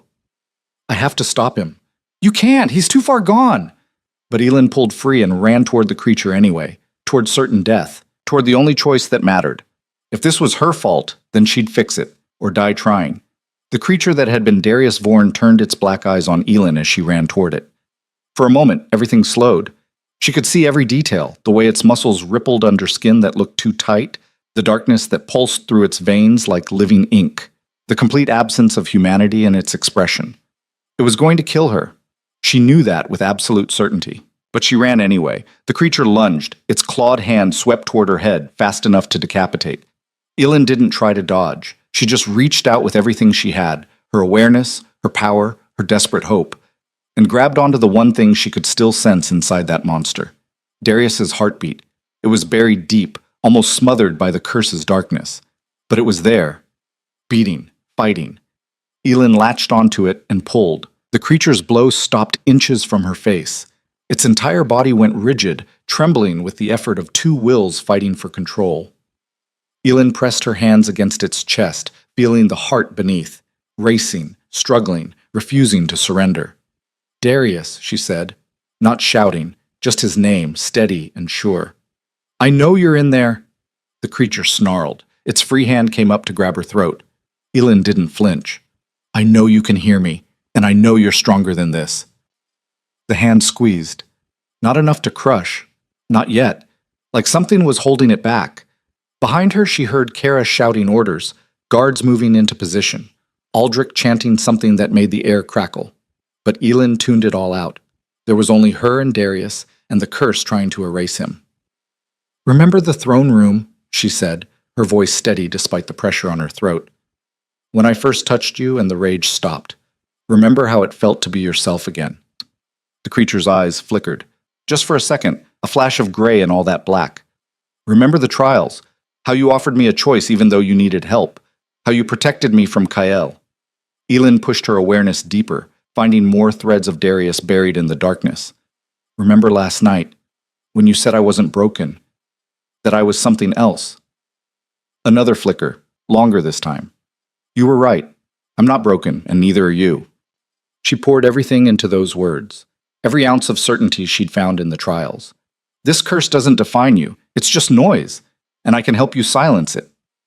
The hand on her throat loosened slightly. Elin pressed her advantage. "But I can't do it alone. You have to fight too. You have to want to come back." For a moment, nothing happened. The creature just stood there, hand around her throat, trembling with internal war. Then it spoke. "Elin." Darius's voice, strained and layered with that terrible darkness, but his. "I can't. It's too strong." "Yes, you can. Focus on me, just me. Nothing else matters." "I'll hurt you." "You won't, because you're stronger than this thing. You've been fighting it for 6 months. You're not going to lose now." The creature's other hand came up. For a second, Elin thought it would tear her apart. Instead, it grabbed her arm, not crushing, just holding, anchoring. "Help me," Darius whispered. "I've got you. On 3, push with everything you have. 1, 2, 3. Elin pulled while Darius pushed. She felt him straining against the curse, using every scrap of will he had left. The curse fought back viciously, trying to drag him under. But this time he had help. This time he wasn't alone. The curse started to fracture. Not cleanly, not easily. It clung to Darius like tar, resisting every attempt to pry it loose. But Elin had learned something in the trials. Curses fed on isolation, on the belief that you were alone in your suffering. Break that isolation, and the curse weakened. She poured her own strength into Darius, not trying to fix him, but reminding him he didn't have to face this alone. That someone was here, fighting with him, for him. The curse shattered with a sound like breaking glass. Darkness exploded outward. Elin felt it wash over her, trying one last time to find purchase. But she'd faced it too many times now. She knew its tricks. She let it flow past without letting it in. And when it cleared, Darius collapsed into her arms. His eyes were gray, human, exhausted beyond measure but aware. "Did I kill anyone?" he asked hoarsely. "Just Marcus." Elin lowered them both to the floor, cradling him. "Everyone else is okay." "You're okay?" "I'm fine," he laughed weakly. "You're insane, running at a monster like that. You jumped in front of concentrated curse essence for me. We're both insane." "Fair point." He closed his eyes. "Is it gone? The curse?" Elin checked with her awareness, searched for any trace of that familiar darkness. Found nothing. "It's gone. For real this time." "How?" "You fought harder than it did. That's all it ever takes." Darius opened his eyes and looked at her with an expression she couldn't quite read. You make it sound simple. It's not. But it's true. She brushed sweaty hair back from his forehead. You're free now. Actually free. For a long moment, they just sat there on the destroyed floor of the main hall, surrounded by chaos and debris and stunned witnesses. Then Kara's voice cut through. Your Majesty, are you? I'm fine, Commander. Darius slowly pushed himself upright, wincing. Help me up. Elin and Kara both moved to support him. He swayed but stayed standing, looking around at the destruction, at the people watching with a mixture of relief and fear. Is Marcus dead? He asked. Kara checked the body. Very. Good. Darius's voice was flat. Search his quarters. I want to know everything. Who he worked with, how he got the curse, what else he had planned. And someone check the water supply again. Make sure there are no more surprises. Guards scattered to obey. Thane limped over, still looking shaken but functional. Your Majesty, we should move you somewhere secure. If Marcus had Confederates, he probably did, which is why I'm staying visible. Darius straightened, despite obvious pain. I want everyone to see that I'm still standing, still in control. The curse is broken. The traitor is dead. Varkesh endures. It was a good speech, the kind of thing a king said to rally his people, but Elin could feel his exhaustion. He was barely staying upright. You need rest, she said quietly. Later. First I need to... He stopped, looking past her. Who's that? Elin turned. A group of people had entered the hall, servants mostly, along with a few lower-ranking guards. Sarah led them. They looked nervous but determined. Your Majesty, Sarah said, her voice shaking slightly. We wanted to say thank you to both of you. She gestured at Elin. She saved us. Twice. And you could have killed us all when the curse took over. But you fought it. We saw you fighting. Murmurs of agreement rippled through the group. We know Lord Thane has been saying she's dangerous, Sarah continued, that she can't be trusted. But we were there. We felt what she did. She didn't hurt anyone. She healed us. More people were gathering now. Kitchen workers, stable hands, the forgotten people of the fortress stepping forward. An older guard spoke up. I've served under you for 8 years, Your Majesty. Never seen you ask anyone for help before. But you asked her, and she delivered. That counts for something. It counts for everything, someone else said. Thane's expression had gone carefully neutral. Elin recognized that look. Calculation. He was seeing which way the wind was blowing and adjusting accordingly. Darius looked at the growing crowd, then at Elin. They're right. You saved us. All of us. And I never properly thanked you. You don't have to. Yes, I do. He turned to address the hall, his voice carrying. Elin Rowe came to this fortress as a servant. We treated her as invisible, expendable, but she proved herself more valuable than any of us. She broke a curse that almost destroyed me. She faced trials that should have killed her. And tonight, she saved hundreds of lives at great personal risk. He paused. I'm making her an official advisor to the crown, with full authority and protection. The crowd erupted in cheers. Thane stepped forward smoothly. A wise decision, Your Majesty. Miss Rowe has certainly proven herself worthy of such an honor. Elin wanted to punch him again. Yesterday he'd been accusing her of treason. Now he was acting like he'd supported her all along, but that was politics, she supposed. People like Thane survived by never being on the wrong side for too long. Thank you, my lord, she said with exaggerated sweetness. I appreciate your support. Thane's eye twitched, but he just nodded graciously. The celebration was cut short by a commotion at the hall entrance. A guard ran in, breathless and panicked. Your Majesty, we have a situation at the north wall. Darius tensed. What kind of situation? Army approaching, thousands strong. They're flying Draven's banner. Elin's stomach dropped. Kael. He was back. But why? They rushed to the walls. Dawn was breaking over the wasteland, painting everything in shades of gray and gold. And spread across the frozen ground was an army, even larger than the one Kael had brought before. But these soldiers weren't in attack formation. They were just waiting. At the front, on a massive black horse, sat Kael himself. When he saw them appear on the walls, he raised his hand in a gesture that was clearly meant to be peaceful. I want to talk, he shouted. His voice carried easily in the cold air. Under truce, just me and Darius. It's a trap, Kara said immediately. Probably, Darius agreed, but we can't ignore an army that size. Ilyn, can you sense if he's being truthful? Ilyn reached out with her awareness. Kael's energy was complicated, proud, aggressive, but not hostile, not right now anyway. I think he means it.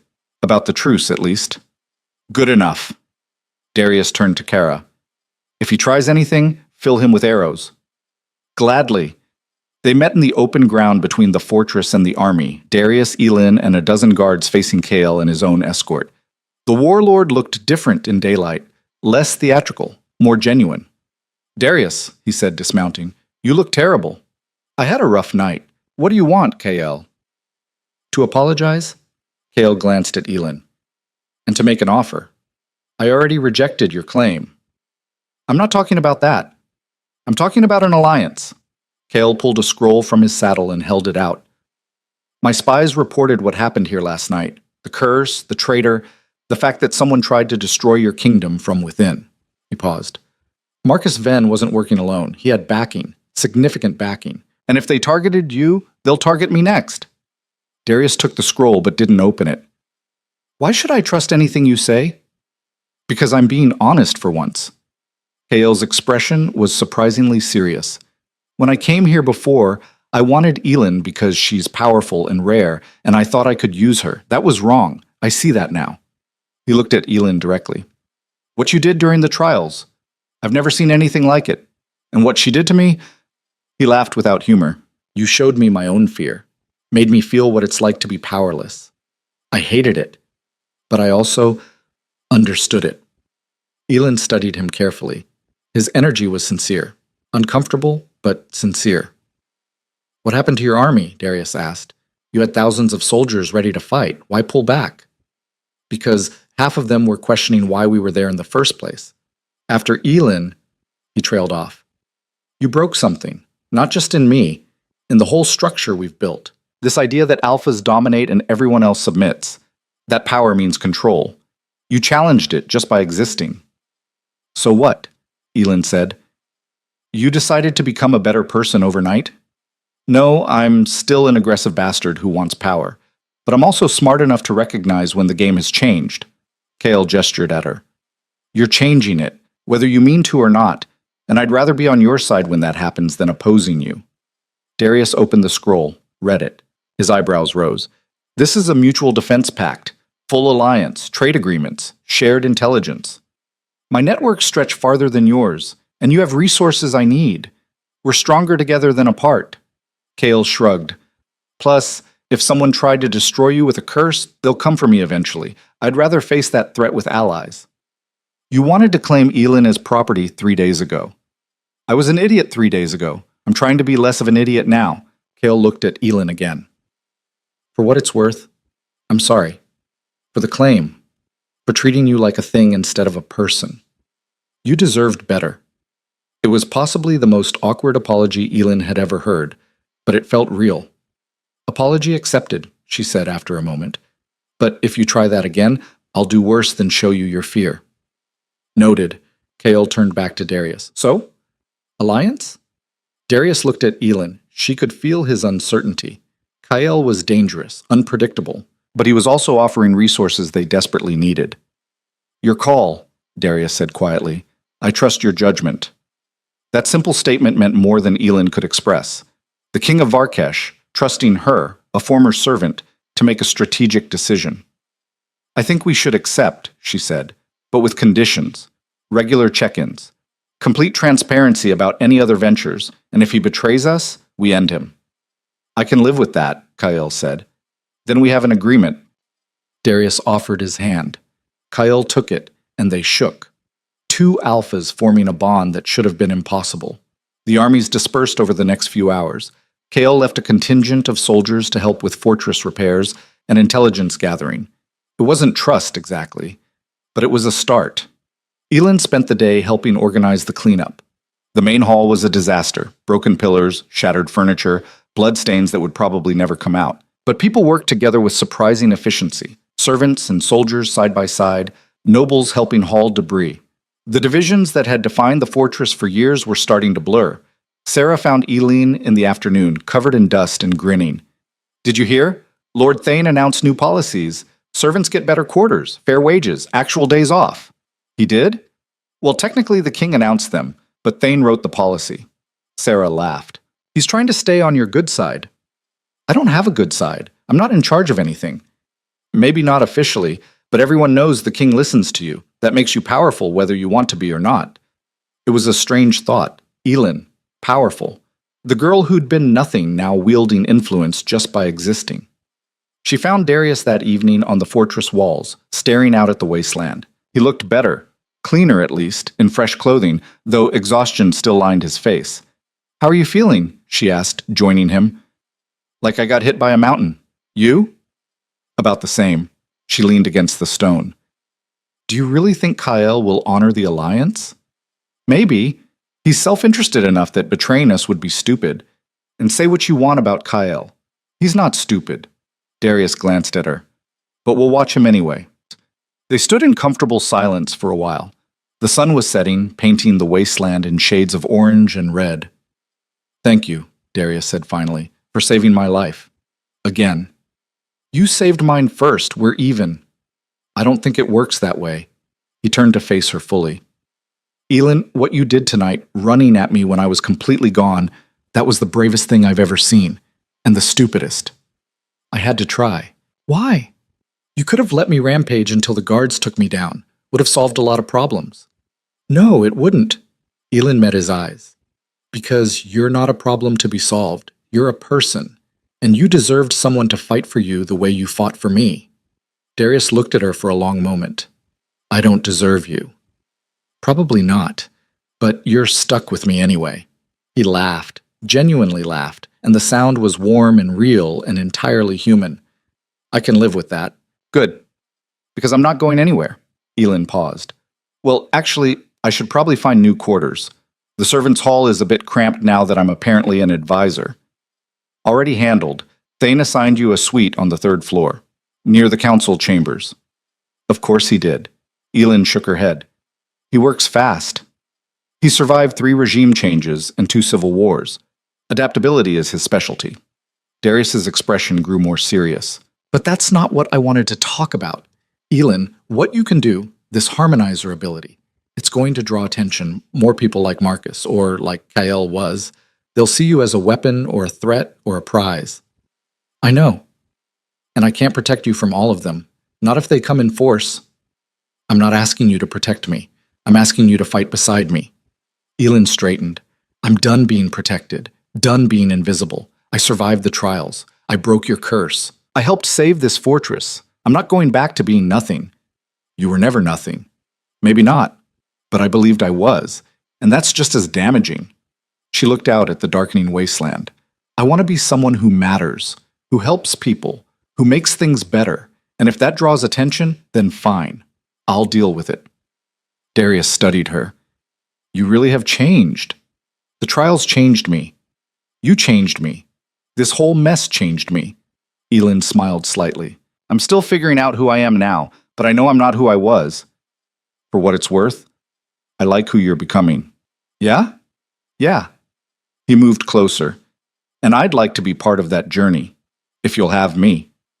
Elin's heart did something complicated in her chest. As what? King and advisor? As whatever we decide we want to be. Darius reached out slowly, giving her plenty of time to pull away. When she didn't, he touched her face with careful gentleness. I'm not good at this. Feelings and vulnerability and all that. But you make me want to try. I'm not good at it either. I've spent most of my life alone. Then we'll figure it out together. Elin leaned into his touch. I'd like that. They stood there as darkness fell completely, 2 broken people who'd somehow made each other stronger. The wasteland stretched endlessly before them, harsh and unforgiving. But for the first time in her life, Elin wasn't afraid of it.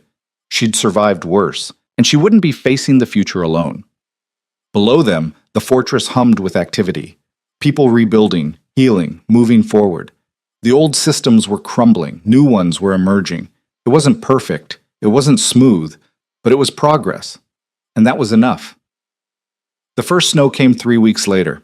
Elin stood at her new window, 3rd floor overlooking the courtyard, and watched fat flakes drift down from a gray sky.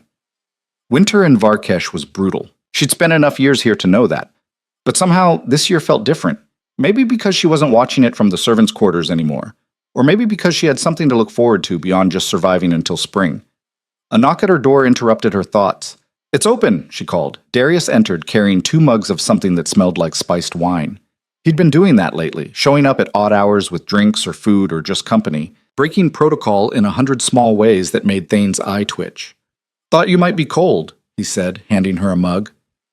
"Always am." Elin took it gratefully. "But thank you." He joined her at the window. They'd fallen into this routine over the past weeks, standing together in comfortable silence, watching the fortress change. Because it was changing, rapidly. The servant quarters had been renovated, wages increased across the board. Thane had established a council that included representatives from every level of fortress society, even the kitchens. It wasn't democracy exactly, but it was closer than they'd ever been. And it was all because people had seen what Elin could do, had watched her save them, had realized that the old hierarchies, Alpha at the top, Omega at the bottom, everyone else scrambling for position, were built on nothing solid. "Kale sent another message," Darius said after a while. His intelligence network found something, evidence of a larger conspiracy. Marcus wasn't the only one. How many others? At least a dozen, spread across 5 kingdoms, all targeting alphas with strategic importance. He took a drink. They're calling it the equalization movement. People who think the Alpha-Omega system is inherently broken and needs to be destroyed. Elin turned that over in her mind. Are they wrong? Darius looked at her, surprised. You think the system is broken? I think any system that decided I was worthless because of biology I couldn't control has serious flaws. She met his eyes. Don't you? When you put it that way, he sighed. Yes, but systems are easier to identify as broken than to fix, especially when they're built into every aspect of society. Then we fix them slowly, one piece at a time. Elin gestured at the courtyard below, where servants and guards were working together to clear snow. We've already started. You've started. I'm just trying to keep up. You jumped in front of concentrated curse essence for me. You're doing fine. Darius smiled, but it faded quickly. The equalization movement won't stop with Marcus. If they're organized enough to coordinate across kingdoms, they'll come at us again. Probably harder. Let them. We'll handle it. You're very confident for someone who was invisible 3 weeks ago. I'm not invisible anymore, and neither are a lot of other people. Elin took a drink of the spiced wine. It burned pleasantly going down. That's what they're really afraid of, isn't it? Not just alphas losing power, but everyone else realizing they don't have to accept the old rules. Probably, which makes you incredibly dangerous to them. Good. I've been underestimated my whole life. I'm done with that. They stood in silence again. Outside, the snow was accumulating. By morning, the fortress would be buried under a white blanket. They'd dig out like they did every winter. But this time, more people would have warm quarters to return to. Better food, fair treatment, small victories. But they mattered. There's a council meeting tomorrow, Darius said. Thane wants to discuss long-term strategy, how we handle the conspiracy, what alliances we need. He paused. I want you there.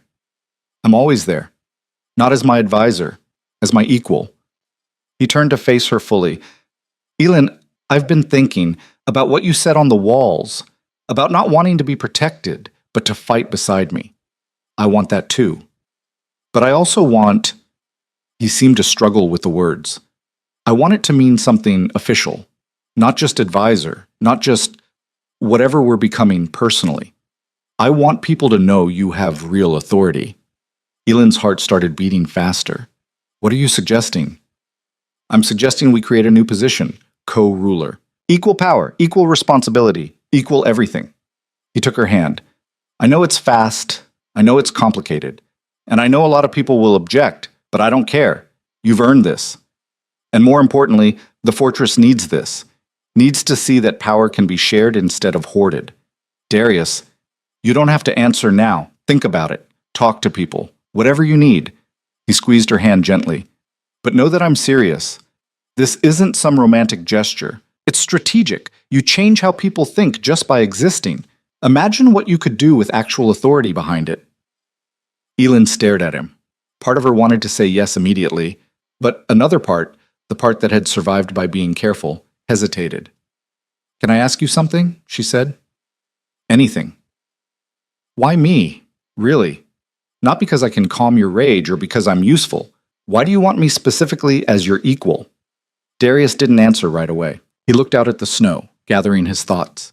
When he spoke, his voice was quiet but certain. "Because you see people.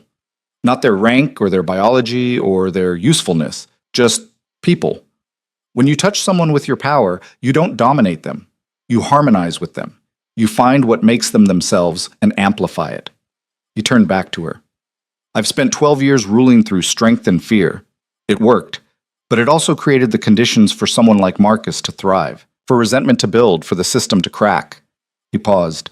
"You offer something different, a way forward that doesn't rely on dominance. And I know, that's what we need, what I need." It was the most honest thing he'd ever said to her. No royal authority, no alpha posturing, just truth. "I need to think about it," Elin said. "Not because I don't want to, but because this is huge, and I want to make sure I'm choosing it for the right reasons. Take all the time you need." He left shortly after, and Elin spent the night staring at the ceiling, thinking about how far she'd come, about how much farther she could go, about responsibility and power and what it meant to actually change things. By morning, she'd made her decision. The council meeting was held in the war room, a space that had been reorganized in the past weeks to include more seats, more voices. Thane sat at Darius's right hand, as always.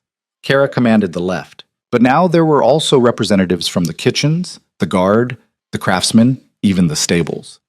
Elin took her usual seat near the back and waited.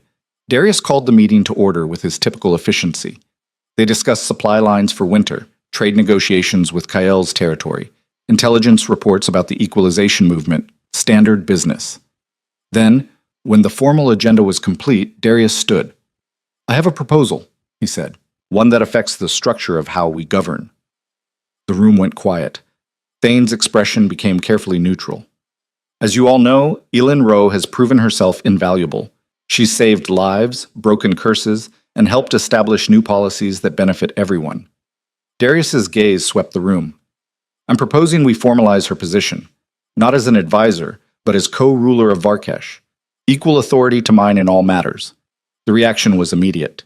Some people nodded enthusiastically, mostly the newer council members, the ones from lower ranks. Others looked shocked. A few nobles began objecting loudly. "Your Majesty, this is unprecedented. She has no bloodline claim." "The people won't accept." Darius held up a hand. Silence fell. "I'm aware this is unusual, but these are unusual times. The old ways aren't working. We need new solutions, and Elin represents that." He looked directly at her. "If she'll accept." Every eye in the room turned to Elin. She stood slowly. Her legs felt shaky, but she forced them to be steady. This was the moment. Accept, and she'd have real power, the ability to change things on a massive scale. Refuse, and she'd stay safe, comfortable, advisory, but not responsible. But safety had never been her goal. Not really. "I accept," Elin said clearly, "on one condition." "Name it," Darius said. "This position doesn't belong to me personally. It rotates. Every 3 years, we hold a selection. Anyone can be nominated. Servant, guard, noble, doesn't matter. The only requirement is that they've demonstrated commitment to the fortress and its people." She looked around the room. Power shouldn't be permanent. It should be earned, continuously. The silence that followed was deafening. Then Sarah, sitting with the kitchen representatives, started clapping. Slowly, others joined. Not everyone. Some nobles looked appalled, but enough. The sound built into genuine applause. Thane's expression was unreadable. "An interesting proposal, though it would require significant restructuring of our governance." "Good," Elin said. "The structure needs it." "Indeed." Thane leaned back. "I support this measure. With proper oversight and clear succession protocols, it could work." Coming from Thane, that was practically a ringing endorsement. The other nobles, seeing which way he was leaning, began nodding reluctantly. Darius smiled. Then it settled. Elin Rowe is hereby recognized as co-ruler of Varkesh, with full authority and a 3-year term subject to renewal. He raised his cup. "To new beginnings." "To new beginnings," the council echoed. The meeting dissolved into discussion, some excited, some worried, all intense. Elin found herself surrounded by people asking questions, offering congratulations or concerns. It was overwhelming. Kara pulled her aside eventually. You know you just made yourself a target, right? Every enemy of the throne will now see you as equally important to eliminate. I know. And you're okay with that? Elin thought about the trials, about facing her worst fears and surviving. I've been a target my whole life. At least now I can fight back. Kara studied her for a moment, then nodded. Fair enough. I'll assign you a personal guard detail, non-negotiable. Fine. But they have to be people I can train with. I'm not sitting around being protected. I'm learning to defend myself. Even better, Kara grinned. I like you, Elin. You've got spine. The days that followed were chaos. Good chaos, mostly, but exhausting. Elin had to learn governance, how to read reports, make decisions, balance competing interests. Thane helped, surprisingly. He seemed to have decided that if this was happening, he'd make sure it happened correctly. You have good instincts, he told her one afternoon, reviewing budget allocations. But you need to think 3 steps ahead. Every decision creates ripples. I'm learning. Quickly, which is good, because we don't have time for a slow learning curve. He set down his quill. I owe you an apology for suspecting you, for trying to limit your influence. Elin looked up, surprised. That's unexpected. I'm a practical man. I was wrong about you. Admitting that is simply practical. Thane's expression softened slightly. You're good for him, for the king. You make him think differently. That's valuable. Thank you, I think. You're welcome. He stood. Now, about the trade negotiations with the eastern provinces. 2 months into her new role, the first real test came. A delegation arrived from the southern territories, nobles who'd heard about the changes in Varkesh and wanted to see for themselves. They were led by a woman named Lady Octavia Thrace, an alpha with a reputation for being ruthlessly traditional. So, Octavia said at the formal dinner, her tone dripping condescension, this is the famous Omega who rules beside the king. How progressive. Elin met her gaze steadily. This is the woman who broke a curse, survived ancient trials, and established new governance structures. The Omega part is just biology. Indeed. And in my territory, biology matters. Alphas led. Omegas serve. That's natural order. Natural order also says people die of infected wounds and harsh winters. We've moved past a lot of natural order. Elin took a sip of wine. The question is whether your territory wants to move forward too, or get left behind. Octavia's eyes narrowed. Careful, girl. You're speaking to someone with 3 times your experience and 10 times your resources. And yet you're here asking about our methods. Interesting. The table went silent. Darius was watching with barely concealed amusement. Thane looked like he was trying not to smile. Octavia stared at Elin for a long moment. Then, unexpectedly, she laughed. You have nerve. I'll give you that. She leaned forward. Very well. Explain your system to me. Convince me it's not just idealistic nonsense that will collapse under pressure. Elin spent the next hour doing exactly that. She explained the rotating co-ruler position, the expanded council, the better treatment of servants and how it had increased loyalty and productivity, the alliance with Kael and how it had strengthened both territories. Octavia listened, asked sharp questions, and gradually began nodding. It's risky, she said finally, giving power to people who haven't been trained for it. So is concentrating all power in one person who might be cursed, or corrupted, or just wrong. Elin met her eyes. Risk is unavoidable. We're just distributing it differently. Octavia sat back. I'll consider it. No promises. But I'll consider it. It was more than Elin had hoped for. The delegation left 2 days later. That evening, Darius found Elin in the library, surrounded by books and reports. You impressed Octavia, he said. That's not easy. She's terrifying. She is, but she respects strength, and you showed it. He sat across from her. You know this is going to keep happening, right? People testing you, trying to find weaknesses. I know, but I'm not backing down. I didn't think you would. Darius reached across the table and took her hand. I have something for you. He pulled out a small box and opened it. Inside was a ring, simple silver, engraved with symbols Elin didn't recognize. It's the traditional mark of rulership in Varkesh, Darius explained. Every king has worn one, and now you should too. Elin stared at the ring. It was beautiful in its simplicity and terrifying in what it represented.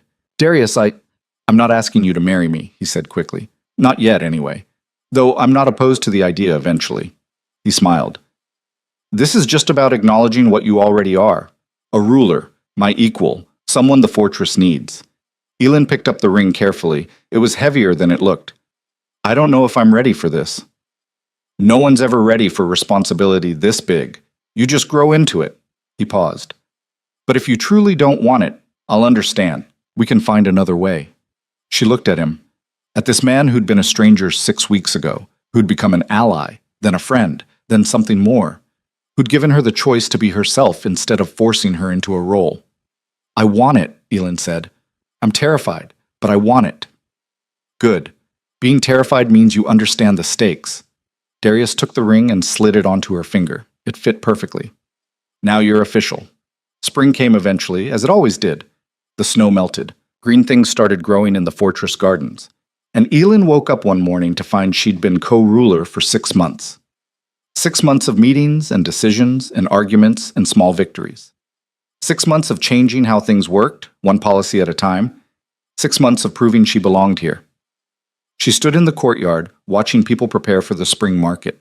Merchants were setting up stalls. Children ran between them, laughing. Guards patrolled but also joked with civilians. The divisions were still there. You couldn't erase centuries of structure in 6 months, but they were softer, more permeable. Sarah joined her, carrying a basket of bread. Thought you might be hungry. Always. Elin took a piece gratefully. How are things in the kitchens? Better. We got 3 new ovens last week, and the head cook is training apprentices instead of just yelling at them. Sarah grinned. You're doing, I assume. Partly. Mostly I just approved the budget Thane recommended. Still counts. Sarah looked out at the courtyard. You know, when you first stopped the king's rage, I thought you were just lucky. Some kind of fluke. But you weren't, were you? You were just the first person brave enough to try. Or stupid enough. Same thing sometimes.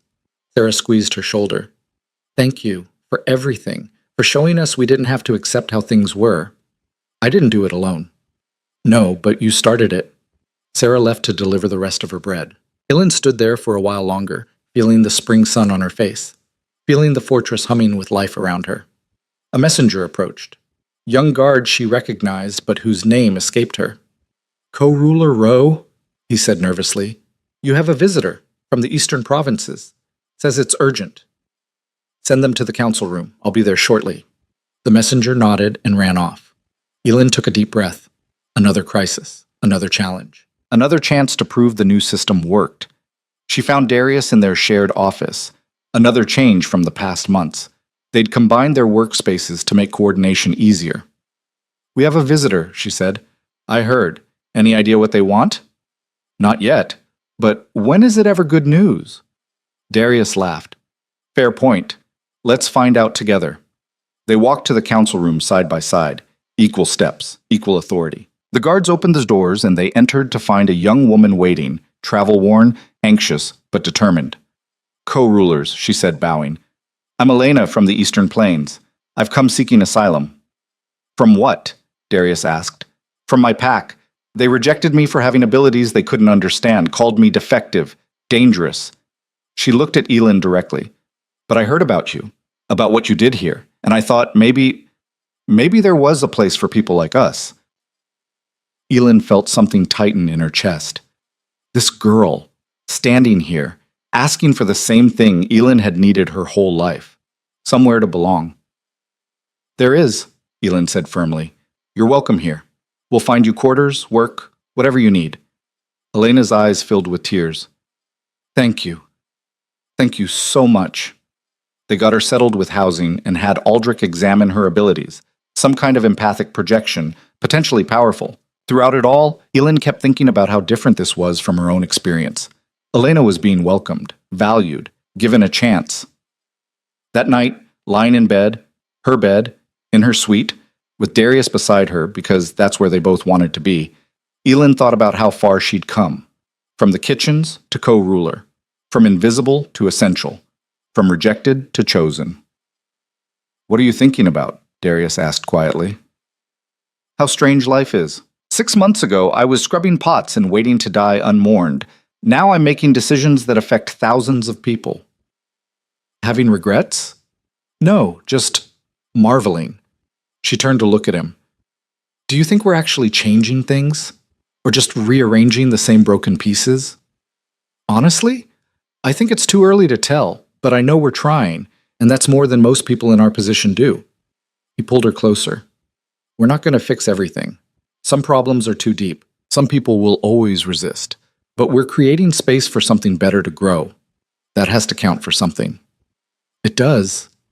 Elin rested her head on his shoulder. I'm glad I ran into that throne room, even though it was stupid and could have gotten me killed. I'm glad you did too. Best stupid decision anyone's ever made for me.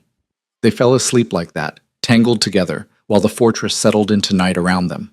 The seasons turned. Summer brought heat and trade caravans from distant territories, all wanting to see the fortress that had changed its governance. Elin met with dozens of delegations, answering the same questions over and over. Some were genuine, some were looking for weaknesses. She learned to tell the difference. Kael visited in late summer, bringing gifts and intelligence. His alliance had held strong, though Elin suspected it was more strategic convenience than genuine friendship. Still, he'd been true to his word. That counted. You're looking well, he told Elin during a private dinner. Powerful, even. It suits you. Thank you. You're looking less like you want to claim me as property. I really was an ass about that, wasn't I? Kael sipped his wine. For what it's worth, if I'd known what you'd become, I would have approached differently. Offered alliance instead of ownership. Would you? Probably not.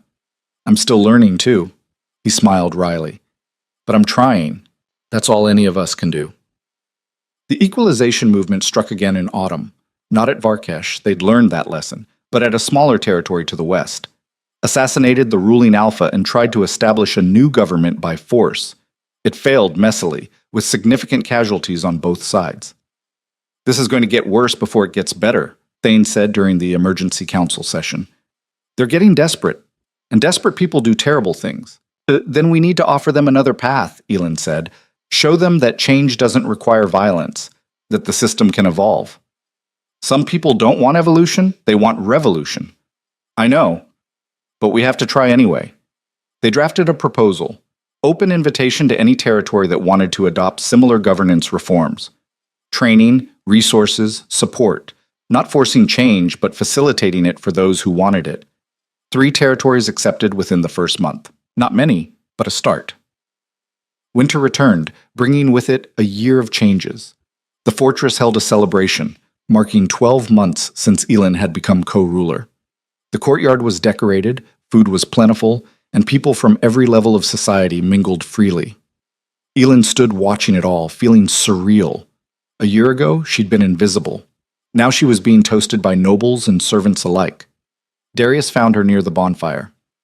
Having fun? Overwhelmed mostly, but good overwhelmed. There's someone I want you to meet. He gestured to an older woman approaching, gray-haired, dignified, with kind eyes. Elin, this is Margaret Vale. She was my mother's advisor before my parents died. She's been living in retirement, but I asked her to come back. It's an honor, Margaret said, bowing slightly. I've heard remarkable things about you. Probably exaggerated. I doubt that, Margaret smiled. Darius tells me you're considering establishing a school for people with unusual abilities, harmonizers, empaths, others who don't fit the traditional categories. It's just an idea right now. It's a good idea, and I'd like to help. I spent 40 years in governance. I'd be happy to share what I know with the next generation. They talked for an hour, Margaret sharing stories and wisdom, Elin absorbing it all. By the end, they'd sketched out a preliminary plan. Small school to start, growing as resources allowed. A place where people like Elena, like Elin herself, could learn to use their abilities safely. As the celebration wound down, Elin found herself alone with Darius again, standing at the fortress walls. You did this, he said quietly. All of this. The changes. The hope. The possibility. We did this. Together. True. But you started it. He turned to face her. I love you, Elin Rowe. I know we haven't said it out loud before, but I do. You're the best thing that's ever happened to me. Elin's breath caught. I love you too, Even though you're impossible and stubborn and way too used to getting your way. Takes one to know one. She laughed and kissed him, there on the walls with the fortress spread below them and stars wheeling overhead. When they broke apart, she rested her forehead against his. What happens next? She asked. Whatever we decide. Together. Together, Elin agreed. The years that followed brought more challenges, more crises, more moments of doubt and fear and exhaustion. The equalization movement fractured into different factions, some willing to work within changing systems, others committed to violent revolution. Neighboring territories watched Varkesh with a mixture of fascination and suspicion. The rotating co-ruler position created complications nobody had anticipated, but it also created opportunities, new voices, fresh perspectives, ideas that never would have surfaced under the old system. Elena became the second rotating co-ruler after Elin's first term ended. Elin stepped back gracefully, returning to an advisory role, surprised to find she didn't resent it. Watching Elena lead with her own style, her own ideas, that was satisfying in ways Elin hadn't expected. Darius struggled more with the transition. He'd gotten used to ruling with Elin. Having someone new took adjustment, but he managed because the alternative was abandoning the entire experiment. Elin used her time to build the school. It started with 5 students in a converted storage building. Within 3 years, it had 50 students and its own dedicated facility. People came from across multiple kingdoms, outcasts and rejected and misunderstood, all finding a place where their differences were valued. Sarah became head administrator. Aldrich taught magical theory. Margaret handled governance and history. And Elin taught practical application, how to use unusual abilities without losing yourself. On the 5th anniversary of the night she'd first touched Darius's rage, Elin stood in the school courtyard watching students practice. A young harmonizer was learning to project calm without depleting herself. An empath was studying emotional boundaries. A telekinetic was carefully moving stones from pile to pile. All of them focused. Safe. Belonging. Quite a legacy, a familiar voice said. Elin turned to find Kyle leaning against the courtyard gate. He visited occasionally, maintaining the alliance, he claimed, though Elin suspected he just enjoyed watching things change. It's not a legacy. It's just work. Work that will outlast you. That's the definition of legacy. He moved closer. The Southern Territories are adopting your model. Octavia finally convinced her council. She sends her regards, by the way. That's unexpected. Change usually is. You taught me that. Kale looked at the students. My territory is considering it too. The rotating leadership. I'm not sure I'm ready to give up power, but I'm thinking about it. Thinking is a start. Indeed. He smiled. You've accomplished something remarkable, Elin Rowe. You didn't just survive being rejected. You used it to build something better. After he left, Elin sat on a bench and watched the sunset paint the mountains gold and orange. Darius found her there eventually. What are you thinking about? He asked, sitting beside her. Everything. Nothing. How strange it all is. Life being strange or you being here? Both. She leaned against him. Do you ever wonder what would have happened if I hadn't run into that throne room? Every day. And I'm grateful every time that you did. Even though it's been messy and complicated and nothing like what either of us expected? Especially because of that. Darius kissed the top of her head. Perfect doesn't exist, but this, what we've built together, this is real. And it matters. Elin thought about the girl she'd been. Invisible. Broken. Convinced she was worthless. And she thought about who she'd become. Flawed, yes. Still learning, still making mistakes, but undeniably powerful in ways that had nothing to do with biology or status. She'd survived being rejected, had faced trials designed to destroy her, had broken curses and built alliances and established new systems that gave others the chances she'd never had. She'd proven that the old rules, the ones that said alphas dominated and omegas submitted and everyone else fell in line, were arbitrary, breakable, changeable, and in breaking them, she'd freed not just herself, but countless others. You're right, Elin said. It does matter, all of it. Think you'll run for co-ruler again next term? Maybe. Or maybe I'll let someone else have the chance. There are plenty of capable people now. She smiled. Either way, I'm not going anywhere. This is home. Good. Because I'm not letting you leave. Possessive. Honest. They sat together as darkness fell, watching the fortress lights come on one by one. Inside those walls, hundreds of people lived and worked and dreamed of futures they'd never imagined possible. Because one rejected girl had chosen to run toward danger instead of away from it, had chosen to help instead of hide, had chosen to believe she mattered even when everything told her she didn't. That choice had changed everything, and it would keep changing things long after Elin was gone. The girl who'd been nothing had become the force that reshaped a world, not through dominance or destruction, but through the simple, radical act of refusing to accept that broken was the same as worthless. She'd survived. She'd thrived. And she'd proven that sometimes the most powerful thing you can do is choose who you become and then help others do the same. That was her legacy. Not perfect, not complete, but real.